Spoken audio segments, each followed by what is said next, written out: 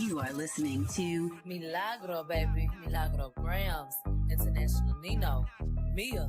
Nigga Millie. My sister Milagro Grams is in the building. I love Mob Radio.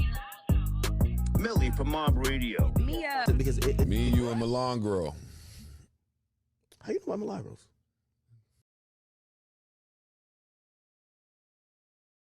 Hi, you guys. So it is Thursday, October 9th. I have the giggles.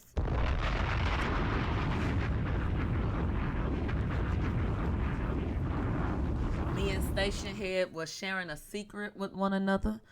Y'all, how y'all feeling today? So, shout out to the Giggle Gang.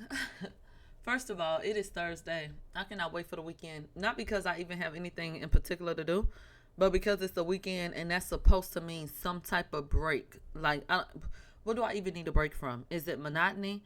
Like, is it chaos? I don't know. It's always either or, like in extreme. These bitches either doing too much or too little.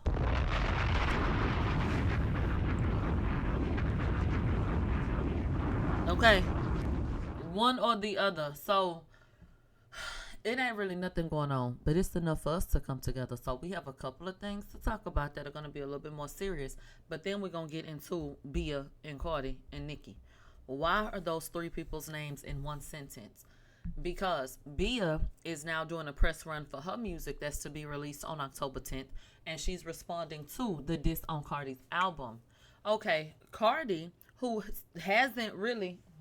she hasn't really been promoting the way that she was prior to the album being released.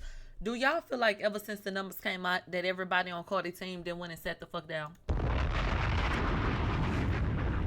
Well, I do. There was a real big push and a lot of promotion, you know? But lately, I feel like Cardi's just been reposting people, tagging her in the songs. Or tagging her in their posts. So if they used a song from Cardi B's album, bitch, it could have been a dog trying to climb a fucking tree, and she would have reposted it. So that's pretty much all I've seen. A lot of steam and momentum seems like it's been lost. I don't know. But Cardi B jumped on the opportunity to get on Spaces and to refute everything that Bia said, and then to accuse her of a couple of different things. She basically accused Bia of being a messy ass bitch.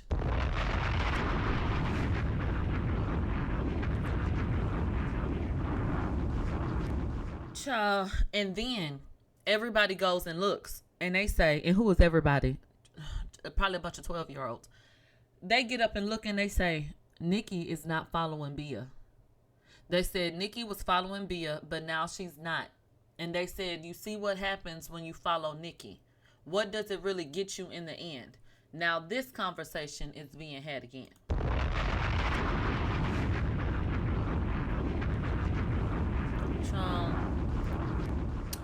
Okay, so first and foremost, there has been another body found in the bayou in Houston. So authorities in Houston have launched another investigation after a body was discovered in White Oak Bayou near the I-10 and Taylor Street area. This marks at least the 16th body found in the Houston area bayous this year, adding to growing public concern and online speculation about a potential serial killer. Police and city officials, however, maintain that there is no evidence linking the deaths to a single suspect or coordinated criminal activity. All of this is despite the fact that all these bodies are popping up in the same damn place. Right. That makes so much sense to me. I wouldn't have thought anything else, okay? Like, somebody said, are they vampires or something? Like, what is going on? Right. They said, according to reports from Cron and Houston Chronicle, most of the recoveries involve incidents tied to drownings, homelessness, or medical emergencies, though some remain under investigation pending autopsy results. The Houston Police Department continues to stress that while the numbers appear alarming, the bayou system runs through much of the city and bodies can travel long distances before being found, making it difficult to immediately determine what each death occurred. So the new mayor Mayor John Whitmire has also addressed the situation publicly, urging calm and encouraging residents not to spread unverified claims online. He emphasized that investigators are conducting thorough examinations in every case and that there's currently no pattern suggesting serial activity. Despite the official stance, the repeated discoveries have sparked debate on social media, where many locals are calling for greater transparency, better safety measures along bayou walkways, and faster release of autopsy results. So that's what they said. Thank you, Daniela. But do we believe them?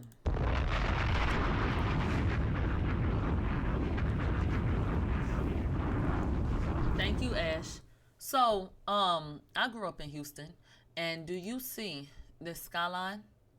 I couldn't see it necessarily like this, the way you see it in this photograph. But I could look out of my bedroom window at the back of the house, bitch. I could go outside of my house and I could go see downtown skyline. I could walk to downtown. It was literally up the street. I lived really, really, really close when I was growing up.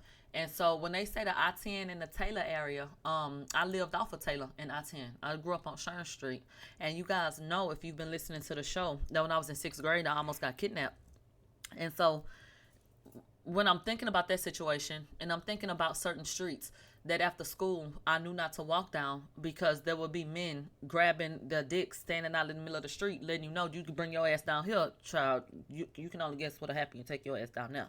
And so I didn't walk that way, child. I would go try to hang out because Alex and then his friend Josh lived back like off one of those streets. And I would have to walk the long way to get back to the main street, to get back to my house, so I wouldn't have to walk the way that those men were. And they were very shameless and just scattered about. And if you would ever look at how many different predators lived in the area, you probably found that there were a lot. I remember the first time I looked it up, they had kind of talked to us about it at school. And so I looked it up, and it wasn't a spot on the map. I say, damn, is my house there somebody up in here? Child. So, when I'm thinking about Houston and this idea of a serial killer, bitch, it was a dead body behind a trash can at the corner store. I told y'all what they did to Mr. Herbert. Burned him alive, excuse me. So it's a lot of shit that be happening. I feel like it's serial killers, serial rapists. Bitch, the only thing it ain't round there where I grew up is fucking cereal. Okay? Yeah. It's a whole bunch of everything. So I think that they definitely need to pay attention, get their ass out there, and go figure it out. I don't think it's a coincidence that all these bodies is popping up over here. I don't. They say they're not connected. Well, maybe you need to look a little bit harder. I am not at peace.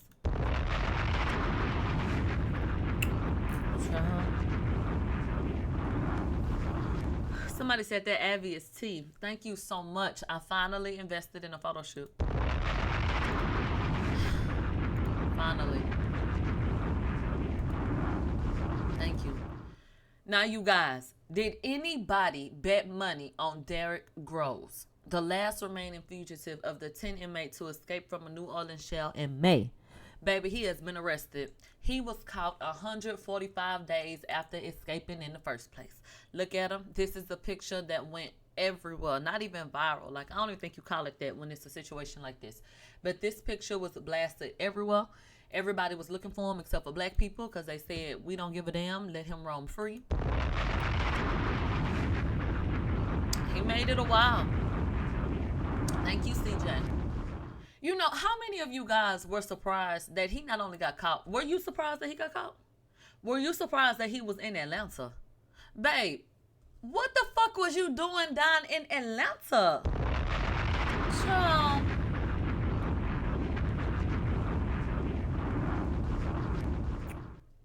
He should have been in somebody's barn or some shit like that.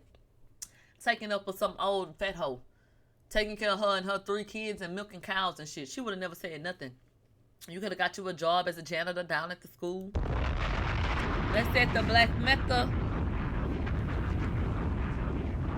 They said he should have been in Mexico. He should have been in the RURAL area. Okay? You know there's so many R's in that word, I can't say that. But he should have been somewhere where nobody was really going to pay attention. Somebody cousin from the city. Child. Well, here goes a photograph of him as they pulled him out of that house. Nobody got hurt. They took him in without incident. and he was blowing kisses and whatnot. Child cutting up. Look at him hanging out the window. Well, as much as he could. That we've been using of Derek Groves, and Look at him yelling at could be possibly. Yes. We are still waiting on law enforcement officials to confirm that of course is in fact him. Of course, 5 months ago when this all happened, you even had the district mugshot that we've been using. Child. So that was them basically saying that they were trying to confirm his identity. It was confirmed, obviously, that it was him. Now let's get into him blowing these kisses. Do y'all want a kiss from Derek? Thick Derek. Child. Y'all don't see that handsome stud in the picture? Child, hello? So, babe, here goes footage of his crazy ass. Oh. Look at him. Stone cold criminal. Let's go ahead and get into this right up as we watch him get put into this vehicle. Derek Groves, the last of 10 inmates who escaped from the Orleans Parish Justice Center in May, has been captured in Atlanta after nearly 5 months on the run. Atlanta police confirmed that Groves, who was 32 years old, was taken into custody following a brief standoff. Video from the scene shows Groves smiling and blowing a kiss towards the camera as officers moved in to arrest him. He was then handcuffed and escorted to a patrol car without resistance. His arrest ends a multi-state manhunt that stretched across the southeast. The Orleans Parish Sheriff's Office said all 10 inmates involved in the in the May escape have now been recaptured. So, are they gonna get their ass beat when they get back to this prison? You know the prisons, they don't like to be made a fool out of. They may put his ass in the chokey. Yeah, he had a real good run. Y'all want to see his new mug shot? Child, look at him. It's all over now. So the real question is, how did he get caught? After 5 months of laying low and, you know, not people forgetting about him, but a lot of people going on with their lives, you know, not even really looking for him. What happened? Well, it's being alleged, okay, get into this, by WSB that a neighbor said that he had been living there with his girlfriend.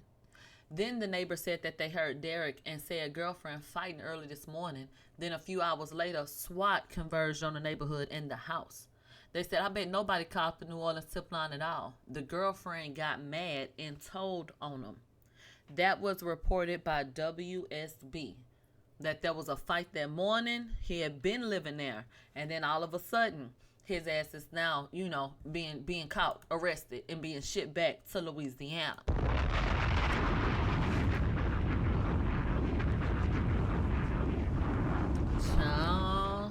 Let me tell you something. If the woman told, then I bet she had a good reason. Now, ain't no better reason than him being a fugitive of the law and her not throwing her own goddamn life away. But a close second would be somebody being ungrateful. These men will get out of jail. You saw Love After Lockup be on their last leg and still try to mistreat somebody. This woman is sitting up here harboring a fucking fugitive. You are going to jail, bitch. You were harboring a fucking fugitive. And I bet this nigga still wasn't doing what he was supposed to do. Just as a nigga. Fuck the fact that you were a runaway. She probably didn't went through that phone. He probably was talking to her crazy for months. For months. That's how these niggas do.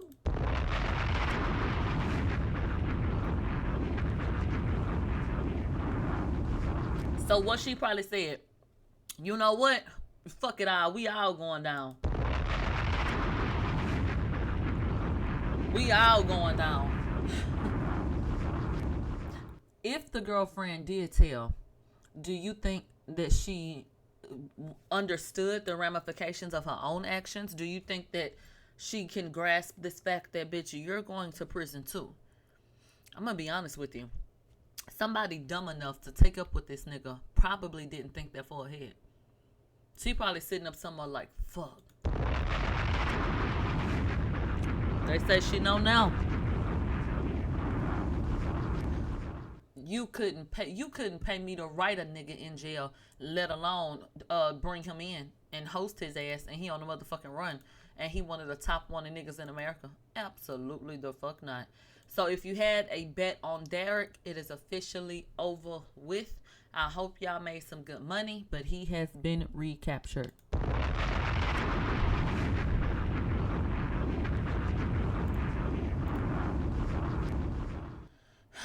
Now, you guys, there was an update in the matter of Hadley versus Perez, but you have to go into the corners, the crevices, the nooks and crannies, of the internet to find it and to see what's going on because of the lack of coverage. I want to say once again that I find it to be despicable that so many different platforms are outright refusing to do coverage on what is one of the most, I feel like, important cases in hip hop right now. Absolutely. I think that the case that Damari has is really, really interesting with a lot of different moving parts to it. And I've seen coverage, on situations that had way less like implications, like criminal implications, and just the shit that's being said in this lawsuit. It would be something that would be jumped on immediately if it were other people. But there are certain people just staying completely, away from it. So let's get into one of the latest alleged updates, okay? And so this was posted by the Diddy docket, so that's so you can go and find the original. And it says the Hadley versus Perez motion to dismiss continued. The full document is listed here, and you can go and read it yourself, okay? Always go and read things for yourself. Draw your own independent conclusion, bitch. Don't listen to nobody.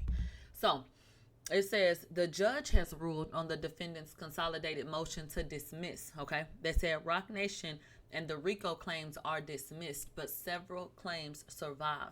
So what are the claims that are moving forward? According to this, it says that the civil conspiracy, count 3, it survives against Desiree Perez, Signon, Fondo, Stephen Cady, Jessica Cady, and Bober.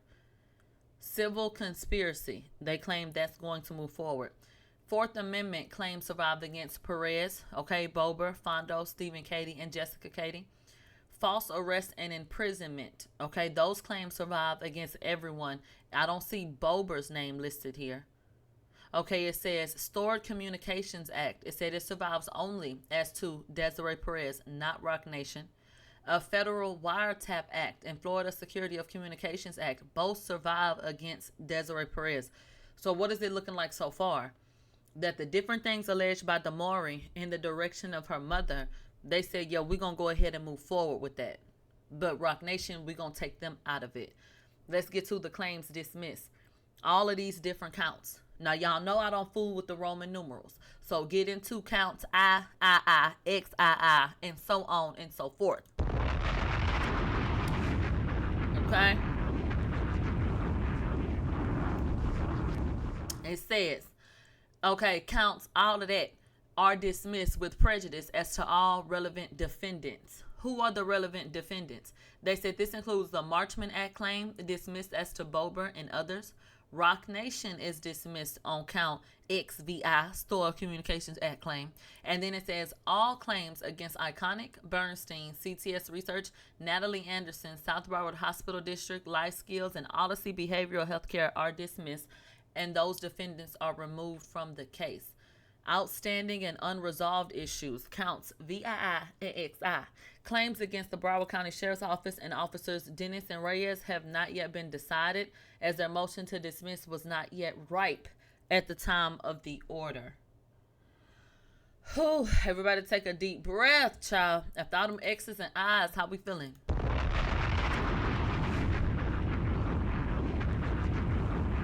How we feeling? So, yeah, somebody said confused a little bit. Yeah, I bet. Look, after I didn't butcher all the Roman numerals. Absolutely.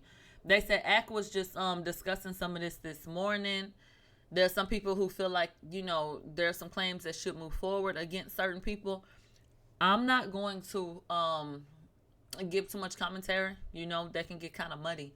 But I did want to give you that update. So y'all just stay tuned. Keep on watching it. And hopefully justice is served in the end.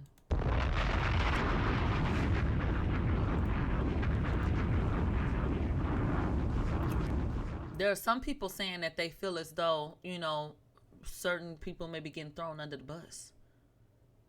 That child, it look like it's falling all on one person's shoulders.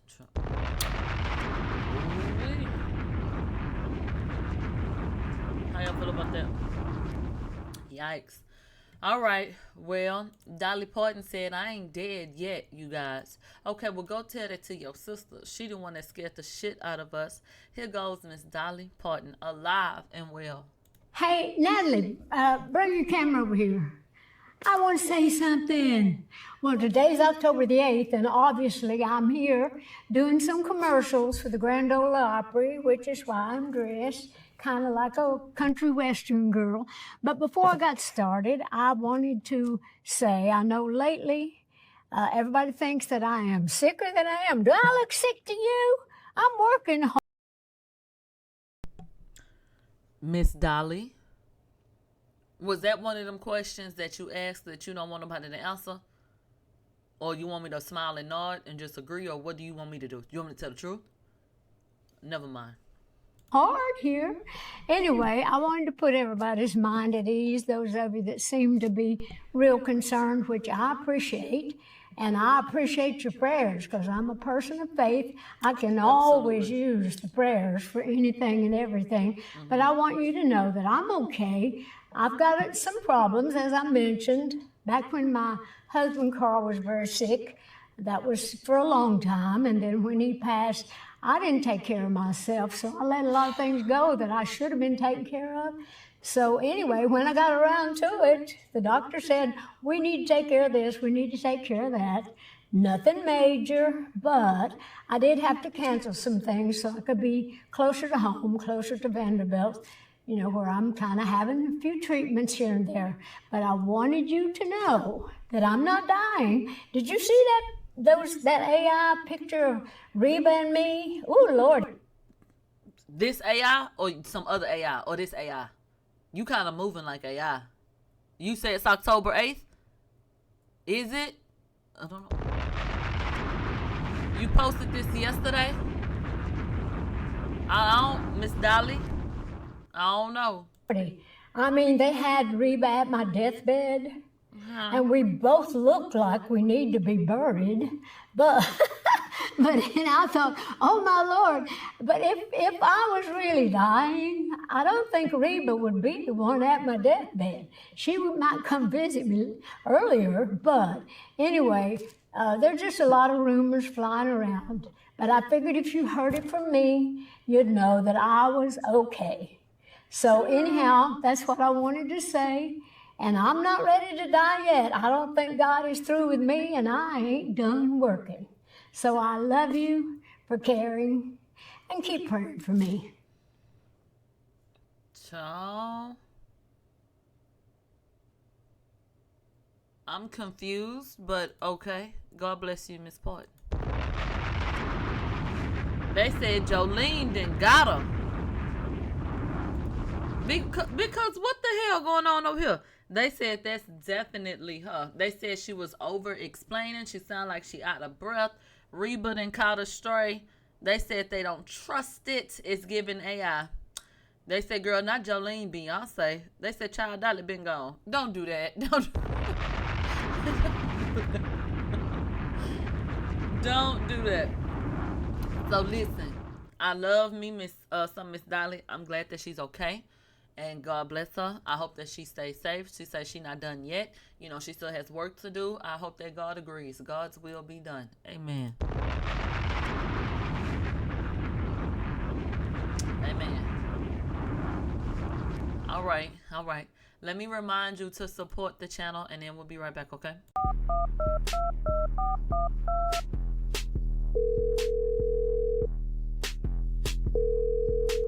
Bitch, hello? Not you back on my line looking for entertainment. Sure, I got you. But if you want to continue to have a raw and unfiltered show, you have to support. Don't become a part of the problem. Your contributions help creators like me pour back into our platforms and grow. This is an independent operation, funded by the people, for the people. So you gonna invest in a nigga or what? All financial contributions are non-refundable, and any who ask me for a refund getting got.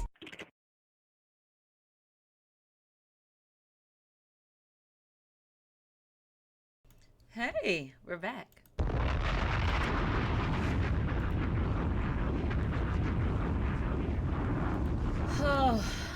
You guys, the people are sick and tired of being sick and tired. What they tired of now? Karuchi. What did Karuchi do? Child. Karuchi is over there taking care of Deion Sanders, and the people can't stand it. Look at this. They say she a CNA. Wheezy, you see? Rocking it, baby. Yes, sir. And rarely take it off. From down to the socks. Oh, I've been here 16 times in the last 3 years. 16 The same surgeries. position. Never doubting God, never stressing, never second guessing. Yep. You know, first of all, extended prayers to Deion Sanders. We brought this up earlier this week, how he expressed that he may have blood clots in his legs. He had been suffering from a lot of pain and limited mobility, and he was going to go back in to be checked on. And so this video came out a couple of days ago, and he was going in for his 16th surgery. And so he's been going through a lot. So God bless him and his family as they continue to navigate this situation. Now, when it comes to Karuchi, baby, they are online saying that Karuchi then went from a baddie to a CNA.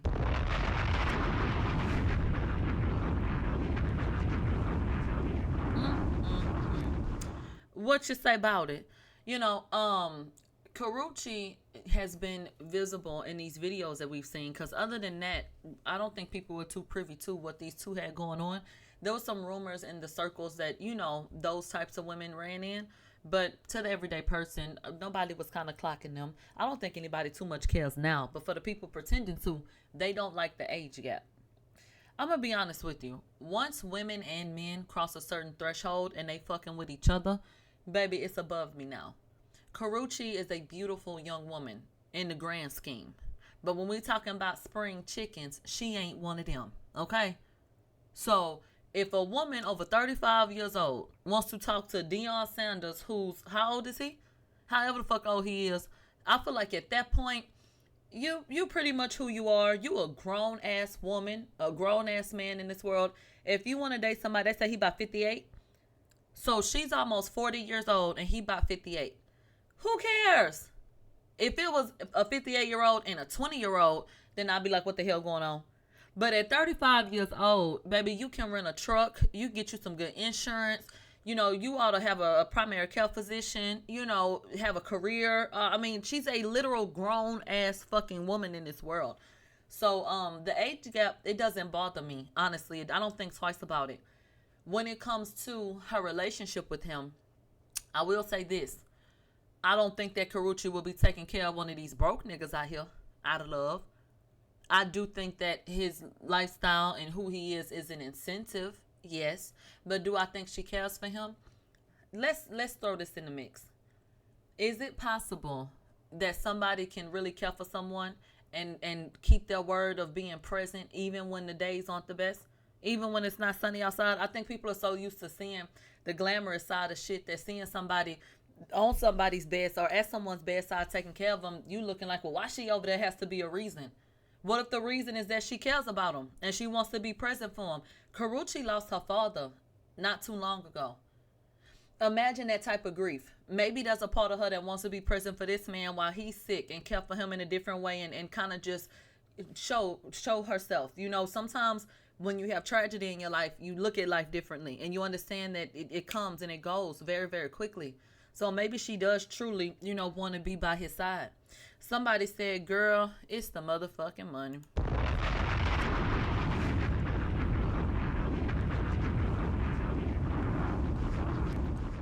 You want to know something? I'm not confident that Karuchi would be in a relationship with Deion Sanders for money when she could be with somebody else and live the same lifestyle, the one that she provides for herself. Maybe she ain't got no Deion Sanders money. Okay, no maybe about it. But she still is comfortable. So, with that being said, I honestly don't think that, I don't think it's the money because it's not guaranteed to her. That's not his wife. That man got a couple of kids that he gonna leave his shit to. And who else? She's not guaranteed shit. So, I don't know. They said she ain't trying to work hard. They said she chose him and he's stingy any goddamn way. I just don't feel like it's a gold digging thing. I would put her in the box that lady is in from Grey's Anatomy that would get in them relationships with people hoping she could heal them.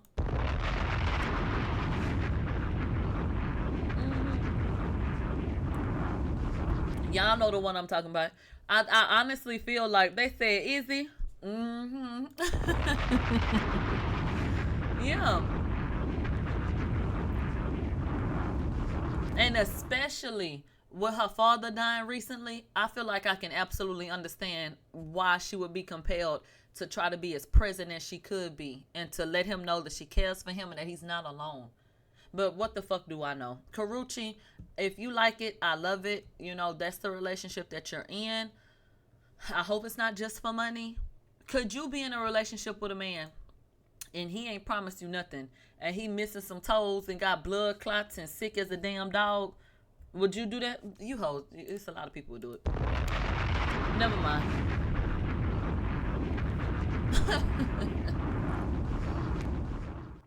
They said, not unless it's my legal husband. No, I'm talking about a boyfriend. You done met someone, y'all are dating, he's well off, but he's sickly. Are you going to be at his bedside? They say, what's his net worth? Let me go see what Dion is worth. Well, you know it'd be lying online, but let me see. Let's up the ante. $45 million. There's a man worth $45 million with a handful of children.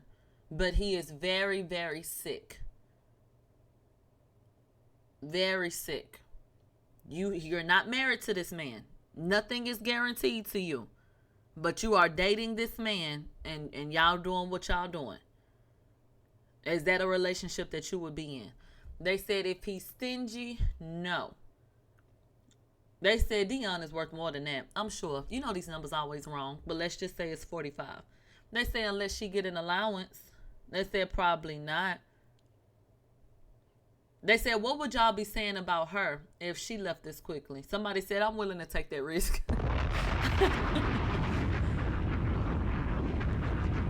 So, listen, I need some paperwork. Can we draw up something that we could go get notarized just to make sure I'm all right? I'm investing a lot of time in you. What the fuck do I... No, hell no. They don't even... What the fuck? Because Karuchi could be at work. Karuchi could be doing something else. You down at the hospital. So I understand, you know, you care and shit like that, but what's going on? They say, I spent a lot of money on you, Diamond. Look. Somebody said, I need reassurance. Okay. I need that. I need to know I'm going to be okay.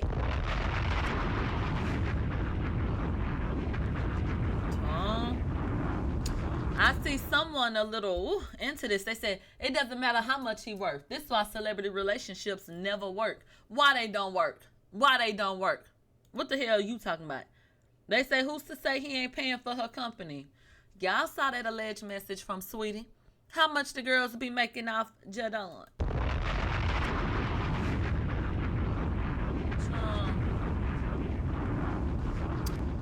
I don't know. They said Sweetie going out sad. Well, speaking of, Moniece is always somewhere spilling shit. What she done said this time? Well, in regards to everything that happened yesterday, remember we talked about Sweetie and these accusations that she was on cocaine and hooking up with the clients and not paying people and shit like that? Okay, Moniece went into the comment section and this is what she had to say. She said, I'm being for real. The woman that had something to say, who came out and quote unquote exposed Sweetie, she said she matches high profile women with high profile men. And the men are the clients. And they pay her for that. She's saying she works with Sweetie. She has clients who are into Sweetie. So she sets up tours in different countries for the men to meet Sweetie. This particular guy really likes Sweetie. And she's alleging that Sweetie told him not to pay her. But what this does now is make it clear that discretion goes out the window and exposure is imminent if there's a discourse with the client. So was there anyone that was confused about the messages when the woman was saying, and you told him not to pay me? I got to be honest with you. I was confused because if Sweetie was your client and you were booking things for her, how did we get to him needing to pay you for anything? So now that Moniece has come forward and said what she said, I think it adds a little bit more color to the situation where it's like, oh. Oh. Somebody said, girl, we've been put that together. They said, is this legal? I doubt it. I doubt it. And they were accusing that woman of being a madam the other day when she was saying what she was saying. So, once again, I'm torn between Sweetie addressing this shit and just leaving it where it's at. What do y'all think about it today? The thing about silence is, it's the success of it depends on the situation and circumstance. Sometimes the silence is perfect and the shit goes under the rug, and sometimes your silence is agreement. And people will attribute certain things to you because they'll say, well, you never defended yourself. You let it ride. So I personally would like for her to address it, but you do have to understand in life that you can never convince people hell-bent on misunderstanding you to see the humanity in you or to believe what it is that comes out your mouth anyway. So then it becomes a damned if you do, damned if you don't, so damn it type of situation. You know?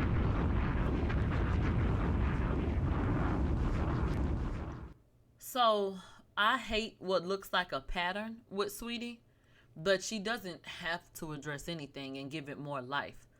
But I don't think it would hurt her to address it.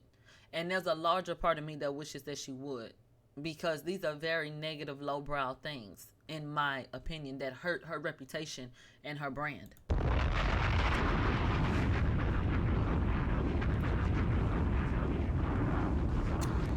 They said news is a couple days cycle. You know, it can be talked about, or it wouldn't even be talked about next week. But see, here's the thing. It's not talked about next week, but a lot of these girls are not popular past social media. They can get bookings and stuff like that, but who's really giving a damn, and where is that stuff chronicled? In the paid spots or on Instagram? So maybe it's not something that will continue to be chronicled by outlets. But every time Sweetie says something, imagine what that comment section gonna look like.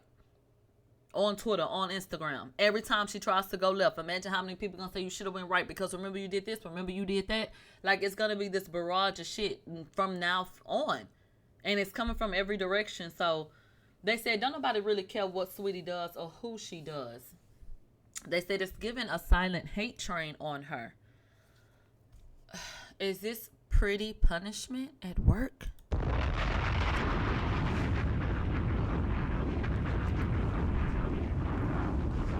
And then somebody said, but if she addressed it, people would still do that.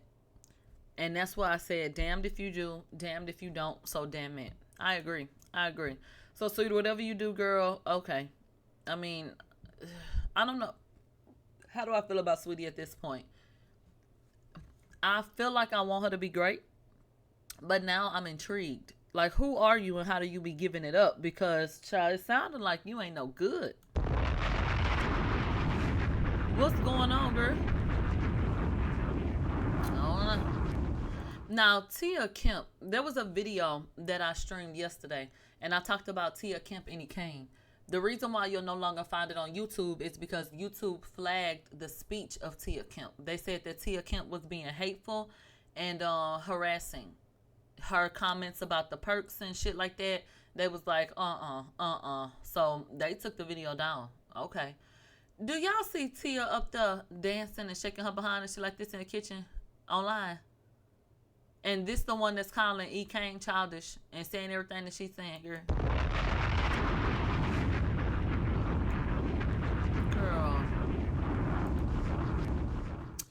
So I just feel like Tia, she needs to reevaluate a couple of things. Somebody said I'm sick of her.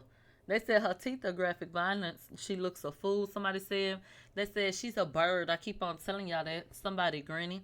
They said, do they flag Cardi for the same speech? No, I can post whatever I want of Cardi. They don't care. I can post whatever I want.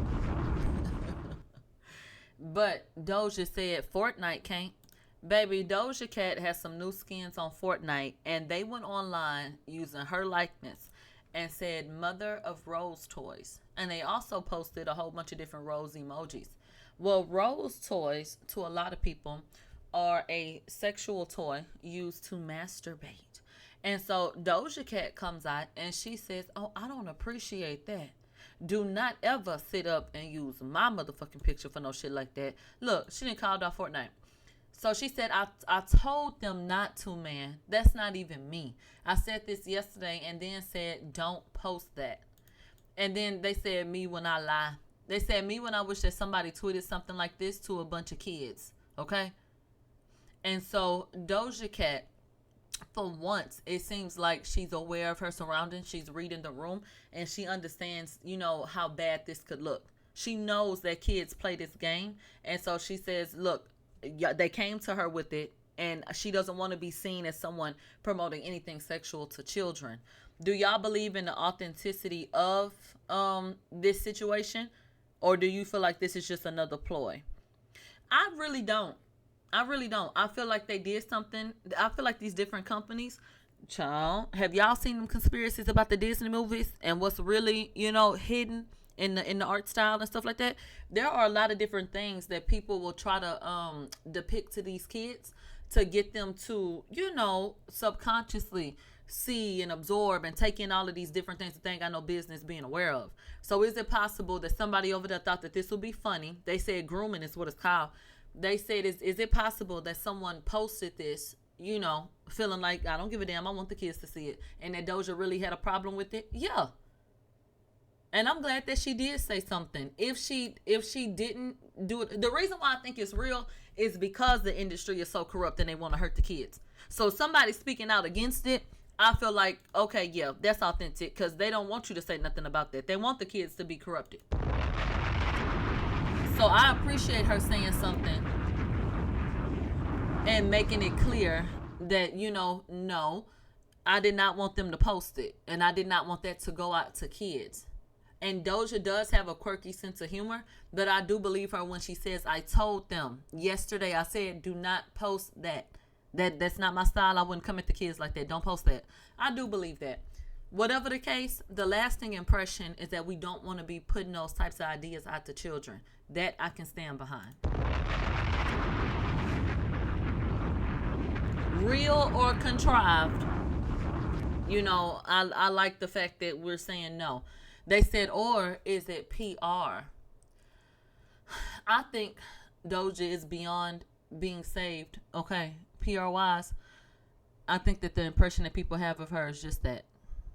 Doja Cat did an interview. I believe it was with Apple, and she was talking about the incident with the fan. She doesn't want fans thinking that they can invade her personal space and stuff like that, and boundaries and whatnot. And it's a crock of bullshit. We all know it. Because Doja Cat, you didn't do anything to assert a boundary with that man that was out there. You invited him into your space. And then you flipped the script on him and acted like he was a dirty dog.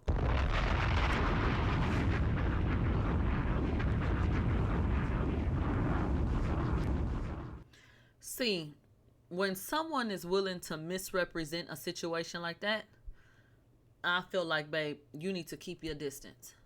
I'm black. I can't afford to have that type of shit around me. Okay? You did what? What happened? Oh, no. See, we can't even play like that. So that type of shit scares me. Because we all watched that whole interaction. And then the way she came back and said, oh, this is what it was. And it was the opposite of what we saw. And how she was giving it up. I didn't like it. So I don't know if there is a coming back. And then to try to explain it away again, instead of just owning it or saying that it was something that fell flat, that turned me off a lot. So I think at this point, a lot of people just feel how they feel. Let me tell you this. Doja Cat doesn't go out to lunch with me. We don't text. We don't sit on the phone. So the only thing that matters is her art.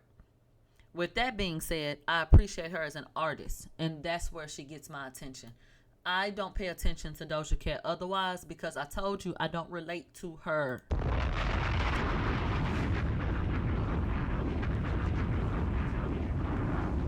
I think that she is an absolute superstar.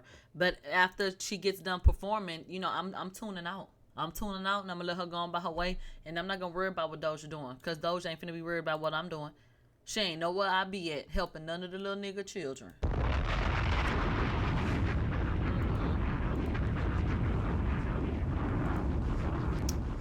Now, Young Miami, I told you guys that I got a tip that Young Miami was going to be taking her show to a new platform, and that the new platform might be BET Plus. That's just speculation. I don't know that for sure, but get into this. Yesterday, Young Miami said, I need a list of guests that y'all would like to see on Carisha, please. Please and thank you. Why would Carisha be asking about guests that y'all want to see if the show wasn't going to continue on?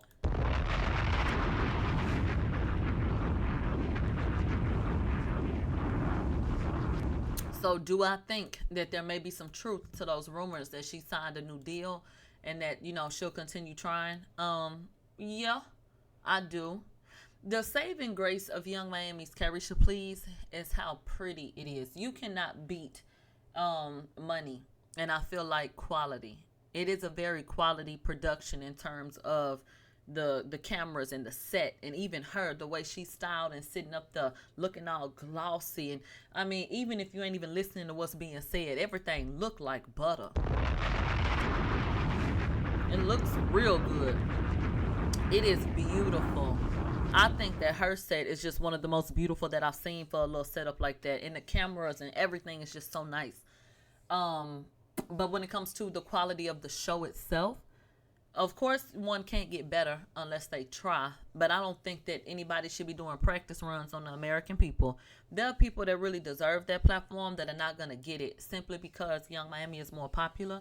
And that's what I don't fuck with, because I don't think she brings enough to the table to have that position. You know, Young Miami's episode is only as big as its guests.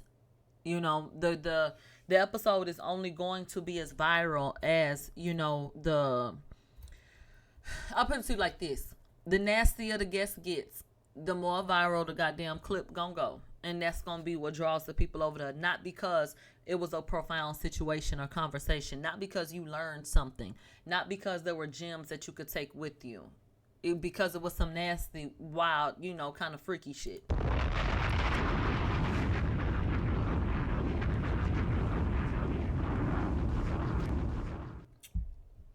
They said, but what happens when the money is no longer behind it? Why do you think there's no money behind it? If you can put lipstick on the pig and make everything look good, and celebrity guests gonna come through because they like Young Miami and they party, then money is being made. Throw some goddamn liquor up there, go get you a couple of advertisers and stuff like that, and everybody go home.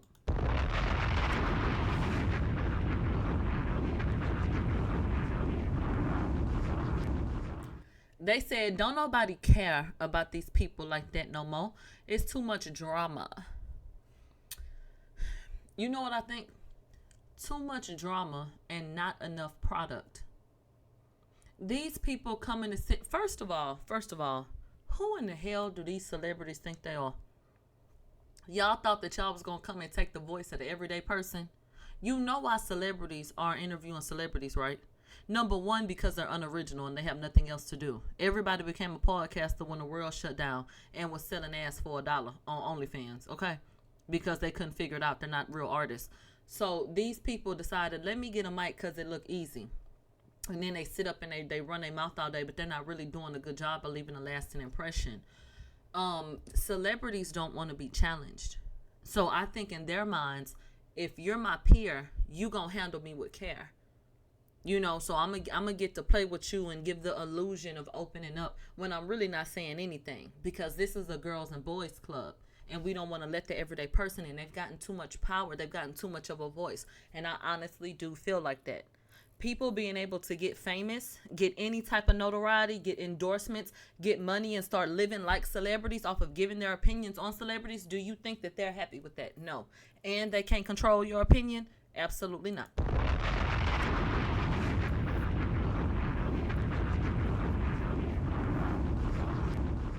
But when you try to fuck up the ecosystem like that, and, you know, y'all stop working, because y'all are sitting down with microphones, y'all lose yourselves. Y'all lose yourselves. So as long as celebrities keep on living, I have something to talk about. But if y'all stop working, bitch, you're no longer a celebrity. Do you understand the problem with that? Do you get where I'm going? They so busy sitting on their ass trying to placate to their peers that they're not working. So y'all sitting up asking each other a whole bunch of questions, but at the end of 2025, what is anybody really fucking doing? Okay, follow-up question. So what are they really sitting up there talking about? So follow-up question. Is that why all these different, podcasting got canceled? Summer Walker shit canceled. Lotto shit canceled. All these different people that was trying to have their little show, where is it? In the dumps, because child bye.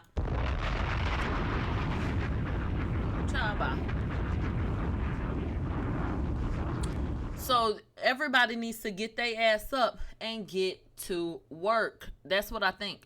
So, and they're spreading themselves too thin.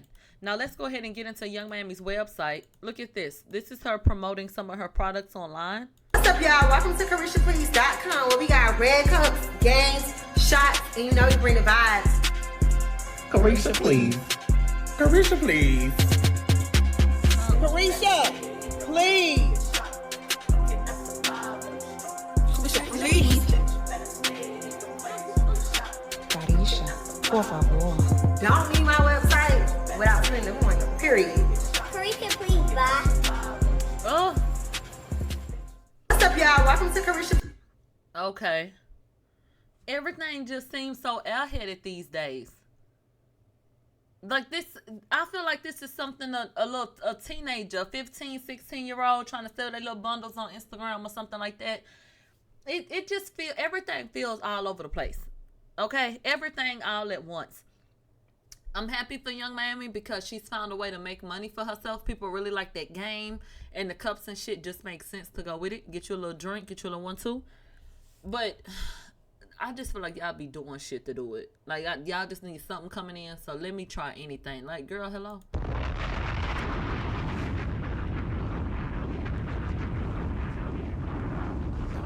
And I'm gonna tell you something. I don't like how all over the place this shit be. Young Miami. Women all around the world, men too. You have to do better. The card game that this woman is selling, the people that can buy it, the drinks going in those cups, the yams, and a shirt that says "Hoes Mad," all of that is for an adult, correct? That card game is a sex game, right? I got it sitting right up here on my shelf. Yeah, it's a sex game. Why your baby girl, your beautiful baby girl, why is she in the goddamn video? She not this one. The pajamas with the Christmas patterns and stuff like that, okay. But girl, please use y'all fucking brain. Just dumb. Now let me tell you this. I don't think she even thought that far ahead. I think it was about, oh, that's my baby. I love my baby. I want her to be a part of what I'm doing.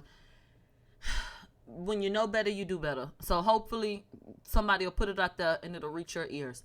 You don't want your baby to be in the same, be on anybody's mind while you're promoting this type of stuff. She should be the furthest thing from their minds when they're talking about buying some of these products off of your website. It's not for children at all. So I don't think that children need to be included in it at all. And I mean that from there's nothing you sell, nothing about your brand that is for children. I don't like that. I don't like that.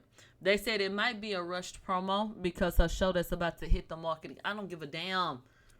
Nobody had a brain. Well, y'all heard Saucy Santana in the pool talking about the kids want to fuck me. I guess not. They ain't got nobody to check the shit at the door.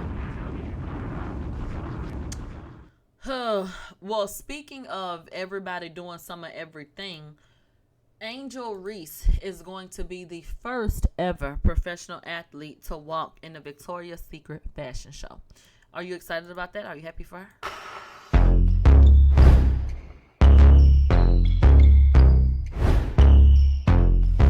AJ. Because I'm here.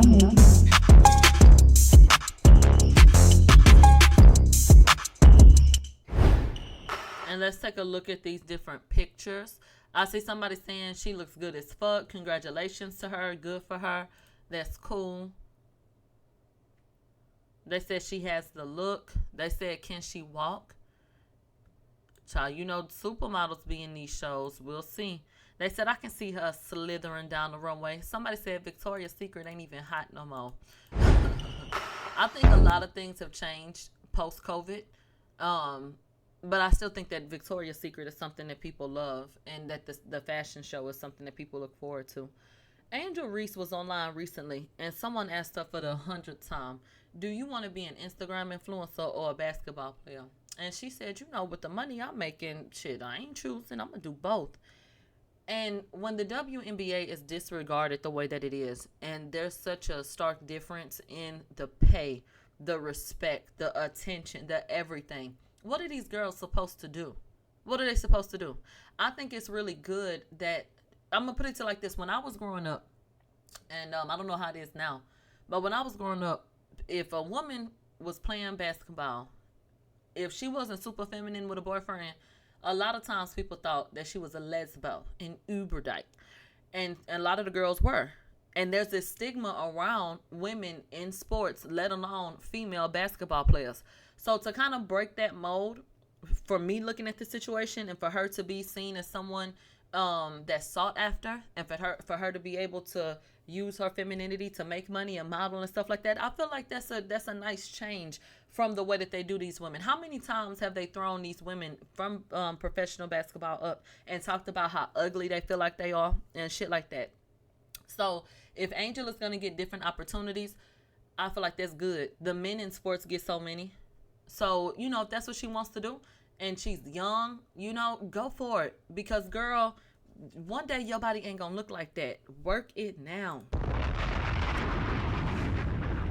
I'm not mad about that. Make your money, take your pictures, play when you need to play. The only thing that, and I'm not into sports, so I can't speak to this.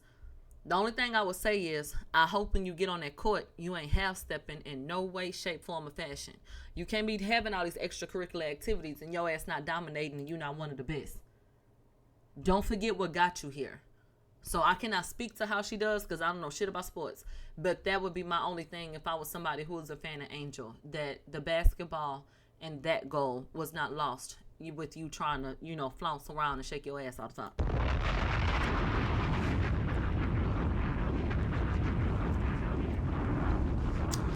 The people are telling me that she ain't been playing that well. Somebody just said she be balling.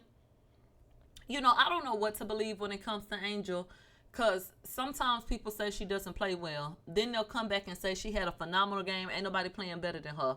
So I just check out.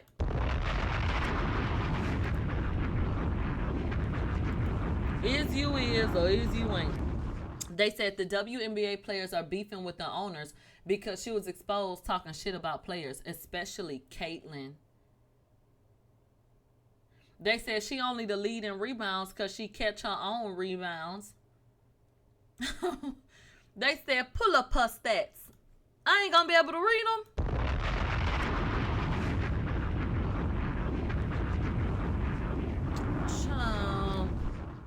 Send me some damn money.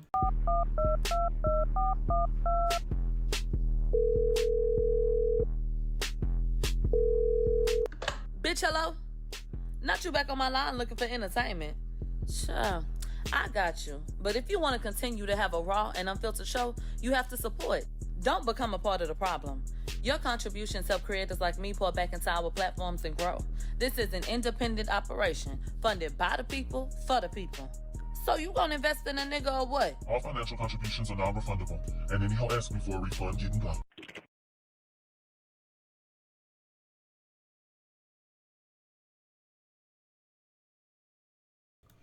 All right, y'all. Music. Did I say that right? Child, I don't know. But I do know that youngin' Ace, where the young niggas at? Come here, young niggas. Circle around. He had to cancel his tour because nobody was buying tickets. They said ever since, look, they said his favorite enemy died. Now he don't know what to rap about. Ain't that about a bitch?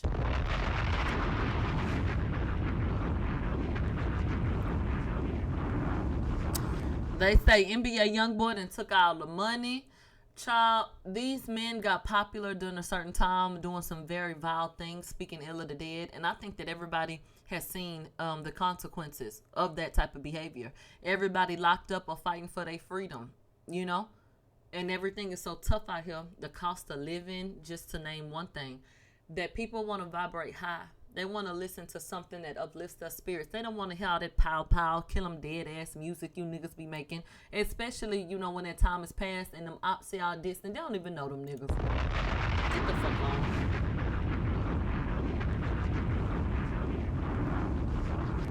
They said all he do is cheat on his girlfriend and get her pregnant. Well, he got some more time on his hands. Get back to it.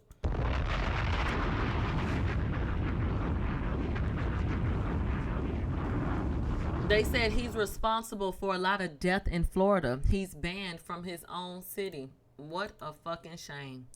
Well, Halle is not banned from the studio, even though y'all counted her out after that DDG mess. She said this album is everything to her. This will be her debut album. It's going to be titled Love or something like it. A story of first love, heartbreak, and everything that comes after on October 24th. Once upon a time, there was a young girl that believed in love. She believed everyone belonged to someone. Soul for soul. All she ever wanted in life was to find the truest form of love. Was that ever possible? And here's what happened. Okay, so Halle Bailey's talent isn't up for debate, but I do believe that her relatability is. We live in such a dysfunctional, desensitized world that Halle's brand could go one of two ways. It could go in the direction of people feeling like, we don't like you. We feel like you're manipulative and you gaslight and you pretend and etc. Or you could have some people that feel like Halle is toxic and we don't care. Are you tracking? If Halle has songs that are written well enough, if she's willing to meet the people halfway and lean into some of these different things that have been alleged online or that have come to like the public's knowledge or that we've come to know rather, that might be able to work for her. Because what I'm going to say is, I don't think the innocent shit, I don't think she's going to be able to sell that no more. I don't think that anybody is buying it. And I think that the Once Upon a Time thing, I'm interested to see what she puts out because her talent is phenomenal. But if you're going to keep on pretending like you a woe is me victim and everybody hurt you and you just a small girl in a big world, girl, I will be turning that shit off.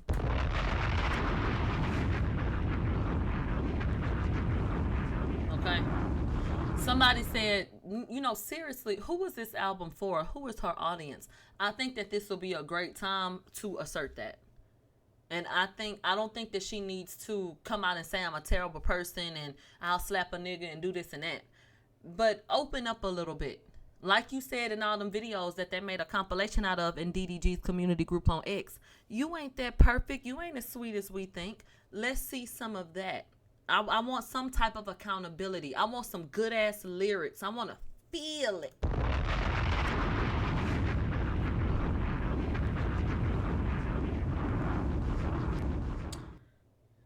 They said she needs a rated R type of situation. She needs to go bad. So I don't know. Well, this bibbity boppity boop ass shit she got going on in this trailer with this I Dream a Genie ass ponytail, I ain't got a lot of hope.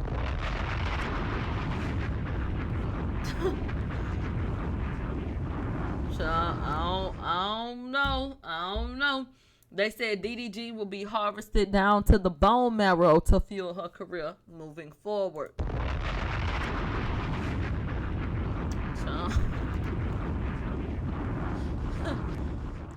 Somebody said this looked like a perfume commercial. Halle, oh, girl, why you got on all that goddamn material and shit? What is going on? She looked like she in the dark corner of an old ass mansion or something at an old nigga house. Girl, about to go to the Rose Bowl. Look, what is this? I don't know who Halle's target demographic is either, because everything comes off a little bit more mature. Like the music that she's put out so far, I feel like that shit belong on 102.1, Magic 102. Like it never gave 97.9 the box.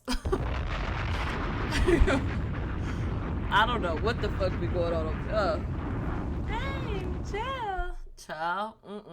Halle, we gonna listen to your music when it come out, but I better fucking like it. Somebody said I love Halle's music. Do you want to know what's crazy? Halle has previewed some things that I felt like, ooh, I love the sound of that. But I've never heard the song actually come out. So all the songs that I feel like I like from Halle, them the ones that never make it to the public. I be hearing shit that I be like, that's it. And it just never comes to pass. I don't know what. Then she come out with some shit. I'm like, what the fuck is this? So yeah, I know she has it in her, but this is a business, so we don't know the inner workings. Go ask Chloe while her album not out. She gonna say, child, I don't know. So it's not that these women are not talented. They're very fucking talented. They got more talent in their motherfucking left thumb than a whole bunch of these bitches. Don't play.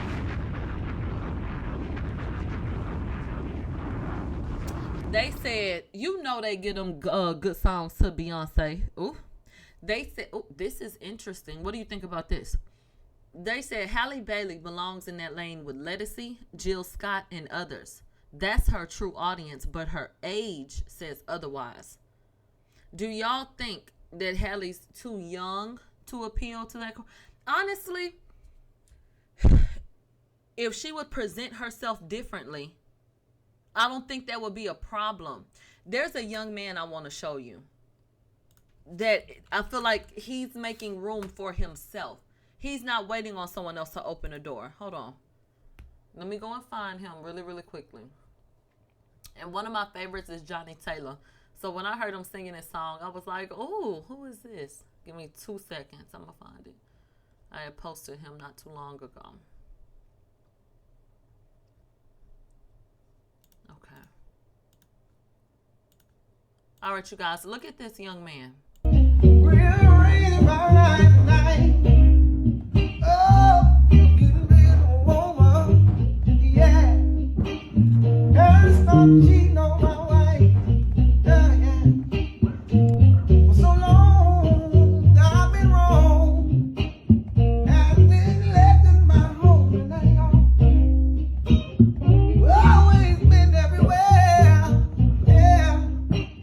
Okay, so that's E.J. Jones, and his voice is so beautiful, right? And such a throwback, and you wouldn't expect it coming out of his little body, right? Okay, well, I feel like his gift makes room for him. So he doesn't have to try to be anything else. This is the package. This is what's coming out, and let's just work with that. Do you think that Halle could do something like that? Just sing whatever the fuck songs you want to sing and put your little beads on and your little bell bottoms if that's what you want to do, girl. What do you want to do? Who are you singing to? Oh, I mean, what? What do you want? So I'm confused about what she wants. I can't support confusion.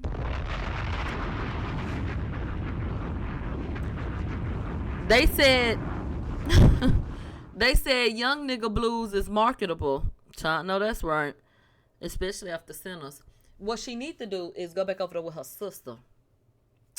Chloe and Halle, God designed you guys to complement one another musically. Absolutely. And so I think that y'all are better together. That album that they put out, I've told you 1,000 times, it's so cute. I really, really like it. And I think that that's where it's at for you guys.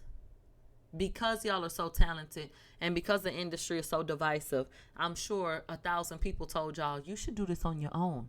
And y'all branched out to do different things, and it's great to have your own individuality, but I do think musically, y'all are better together. It doesn't work separately.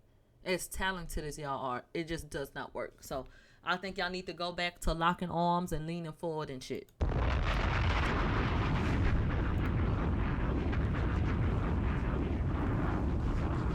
Now, let's go ahead and get into the mess.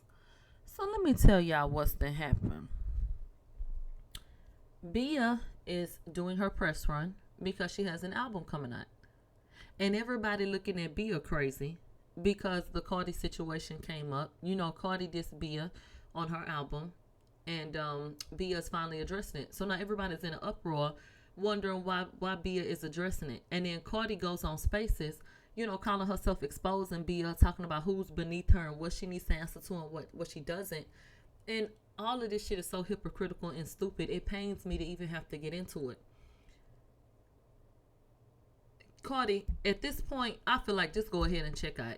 Just go ahead and do your music and don't even talk to nobody else. Because the energy that you put out into the atmosphere and the way that you want people to coddle you and the way that you think the rules are supposed to be bent for you to appear to be in a certain position, it's just sick.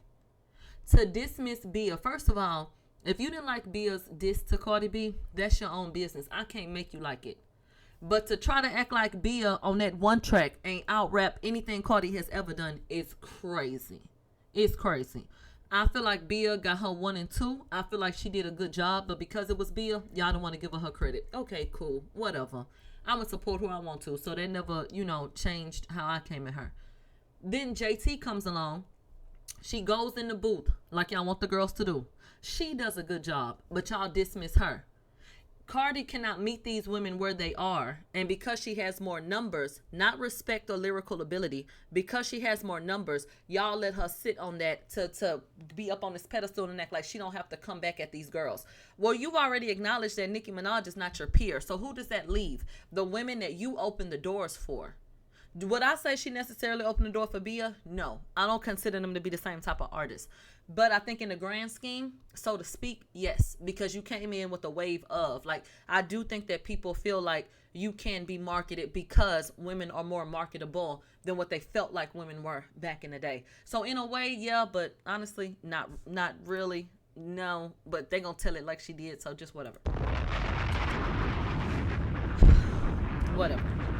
They said BIA was out way before Cardi. How in the hell is Cardi gonna influence BIA in any type of way? These are the questions that need answers, but they'll never answer it because they have to create this illusion that Cardi B is the end all be all and that she's the one, Neo. Okay.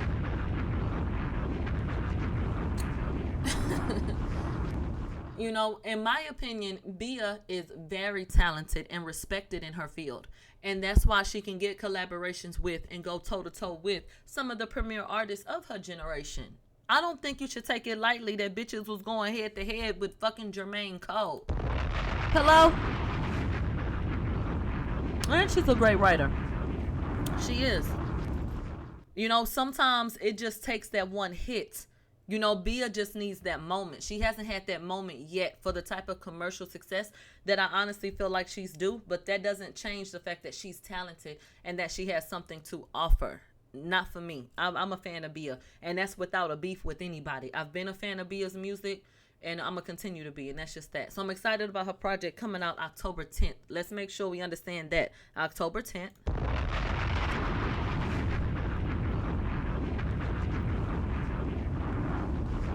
But here goes my thing. Y'all wanted BIA to respond to Cardi while she was promoting her album so that all that traction could go back to Cardi. Now that BIA is doing something that serves her, she's making sure. When BIA finally said something, she said, I got 16 more songs for y'all to remember. So she took the 5 songs, pow, you dead shit, and she flipped it. She made it work for her. She's deciding to talk about it while she has something to give to the people, like you're supposed to. So for anybody to be acting like she don't have a right to speak to the situation, to me, you're not thinking straight. Cardi is not the only one that gets to talk about shit and use people for her own advantage. Because the truth of the matter is, Cardi B should have been responded to BIA on some rap shit. She won't respect and rap. Why did you threaten to sue her? You know what? I'm getting ahead of myself. Let's first get into this lawsuit. Cardi B is being sued for using a photograph of herself on social media. A photographer claims copyright infringement and he's taking her to court.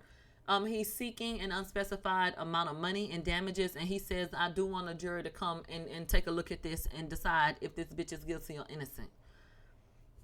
I'm not a photographer, so I'm never going to understand what it's like for you to have to, hound people to get your money. People take your pictures, repost your pictures, and, it can be difficult out there for you. And that's just me kind of looking from the outside in. I don't know a piece of what y'all go through. But I got to be honest, I be feeling like y'all stupid as hell for doing shit like this. How in the fuck can somebody be sued for using their own fucking picture? That's the black and white question. But obviously it's layered, and it's about licensing and contracts and who actually owns the picture. You can be in a situation where somebody took a picture of you, and because you don't own it, even though that is you, that is mine, and you cannot use it. So I do understand how it goes, but I got to be honest with you. I don't like cases like that, because I feel like if anybody should be able to use the picture, it's the person in it. Bitch, that's my face, bitch. But people got to make their money. People go to work. They take them pictures. They buy them cameras and work hard to try to make these people look good. It just is what it is. I'm not going to ever say that somebody doesn't deserve their just due. And you want to know something? There are a lot of women who have gotten popular, and they did a photo shoot for somebody back in the Gap, and people think it's funny, or they see an opportunity. So they take those pictures and they sell them. They put them out. You be looking crazy, be having pimples on your face and shit like that. Face be discolored. Not everybody got that picture all over everywhere. Talking about, ooh, look.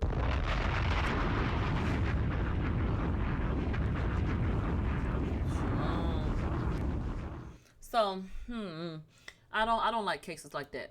But people do have to pay their bills. So if work was done and the proper channels were not followed, then it just is what it is. But I do not like cases like that, to be honest with you. I don't. All right, let's move on. I just want to tell you about that. Let's get back to BIA and Cardi. So the pussy word is back and in full effect for Cardi B. She jumped on Spaces, and this is a piece of what she had to say about BIA. Exactly. Last year, everybody was laughing, making fun, hyping bitches up. Now that I'm talking my shit, I'm a bully. Nah, I ain't no fucking bully. I'm just not a pussy. It's the difference between a bully and a pussy. You want to know something? Let me tell you something. You a bully and a pussy at the same motherfucking time, if you ask me. You want me to tell you why? Because you use your influence and you use your standing to keep your foot on these women like JT and BIA. You're not a bully because these women don't stand up for themselves and you're running all over them. You're a bully because you use your standing. You weaponize the Cardi B brand against these women. That's why. You threatened to sue BIA when she did her diss record. What part of hip-hop is that? So did you meet her in the proverbial ring? Or did you go and play them games, some paperwork? You played the fucking game. When it came to JT, how were you moving? Have you met her in a studio and given her... No, you didn't written her off. So it's not about you, well, I'm not a pussy, people play with me. It's about the fact that you call these people out. You act the fool when they say something. You know what? Armand already said this. So let me pull this up and see if I can find it. Hold on. Because there was a clip going viral on social media, and Armand was having a conversation with a caller or something, and he got kind of frustrated asking, why does Cardi get away with all of this different shit, but everybody else got to be pretty much held to the stake, pretty much. Hey, but so I'm gonna play it for you. Hey, but my question is this. Why did Nicki crash out so bad? This is like a because next she level. Can and she should. Been the question that you asked. Why is it that Cardi B gets a fucking pass for everything she does? There's literally a recording of her screaming to the top of her lungs, damn near pregnant, cursing people out. She's the blogs don't even post her. She crashes out on everybody. She threatens people. She records people. She's got tea on every damn body but herself. But when anybody else meets her with that energy, they're the problem. No, that's what I've been saying this whole time. I literally been saying this. The question is, no one ever asked, well, why does Cardi B do this shit? No, why I did think she not just put it in the music? Why is she crashing out on Twitter? That's not the point. And it seems to just be lost on y'all all the time. Cardi gets to act the fool, say and do whatever she wants to do. But when somebody meets her where she is, the response is always, oh, Cardi pregnant. Oh, Cardi B going through this. Oh, y'all just jealous of Cardi B. Oh, it's just this, it's just that. And it ain't just shit. Be quiet. Right. The goalpost is moved again and again and again. So you can't get up calling bitches pussy when they've challenged you and you haven't responded back. Under no circumstances did you hit JT or Bia upside the head and they just laid the fuck down. They came back at you. But you've made 1,001 excuses to not have to meet them with fucking bars. You see how it goes? That's that bullshit. Thank you, baby, for those subs. Blue Moon. Thank you.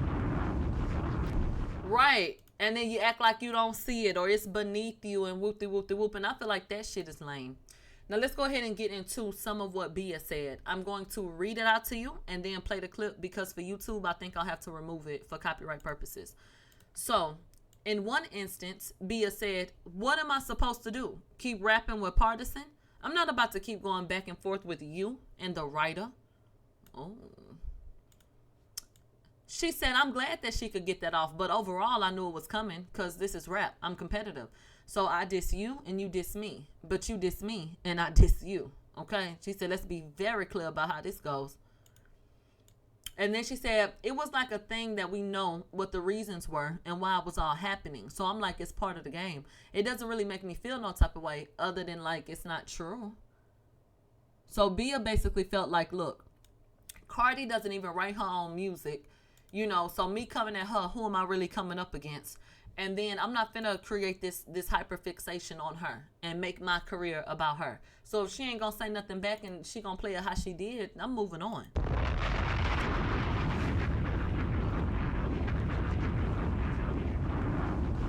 And Bia was supposed to do exactly what she did and talk about this in an interview where she could also promote her music and her upcoming project.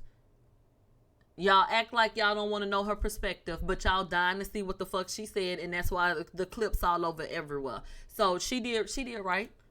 And why is Cardi B supposed to be the only one that eats off of responding to these women? And then responding, how late, girl?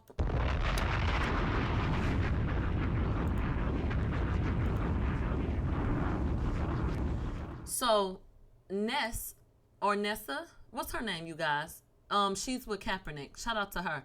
She got to sit down with Bia, and so this is what was said, so you can get it in its full context. And so, you know, what did you initially think when you did hear Cardi's Pretty and Petty? When she is talking clearly about you, she too is addressing it. Like, you know, were you like, oh, this is exciting? Like, do you like the competition? How did you view it when you heard it? I was like, oh, I'm glad she got that. I'm glad she felt like she could get that off. But overall, like, for real, I knew it was coming because, like, this is rap. I'm competitive. So, like, I diss you, you diss me, but you diss me, I diss you. It's like, right.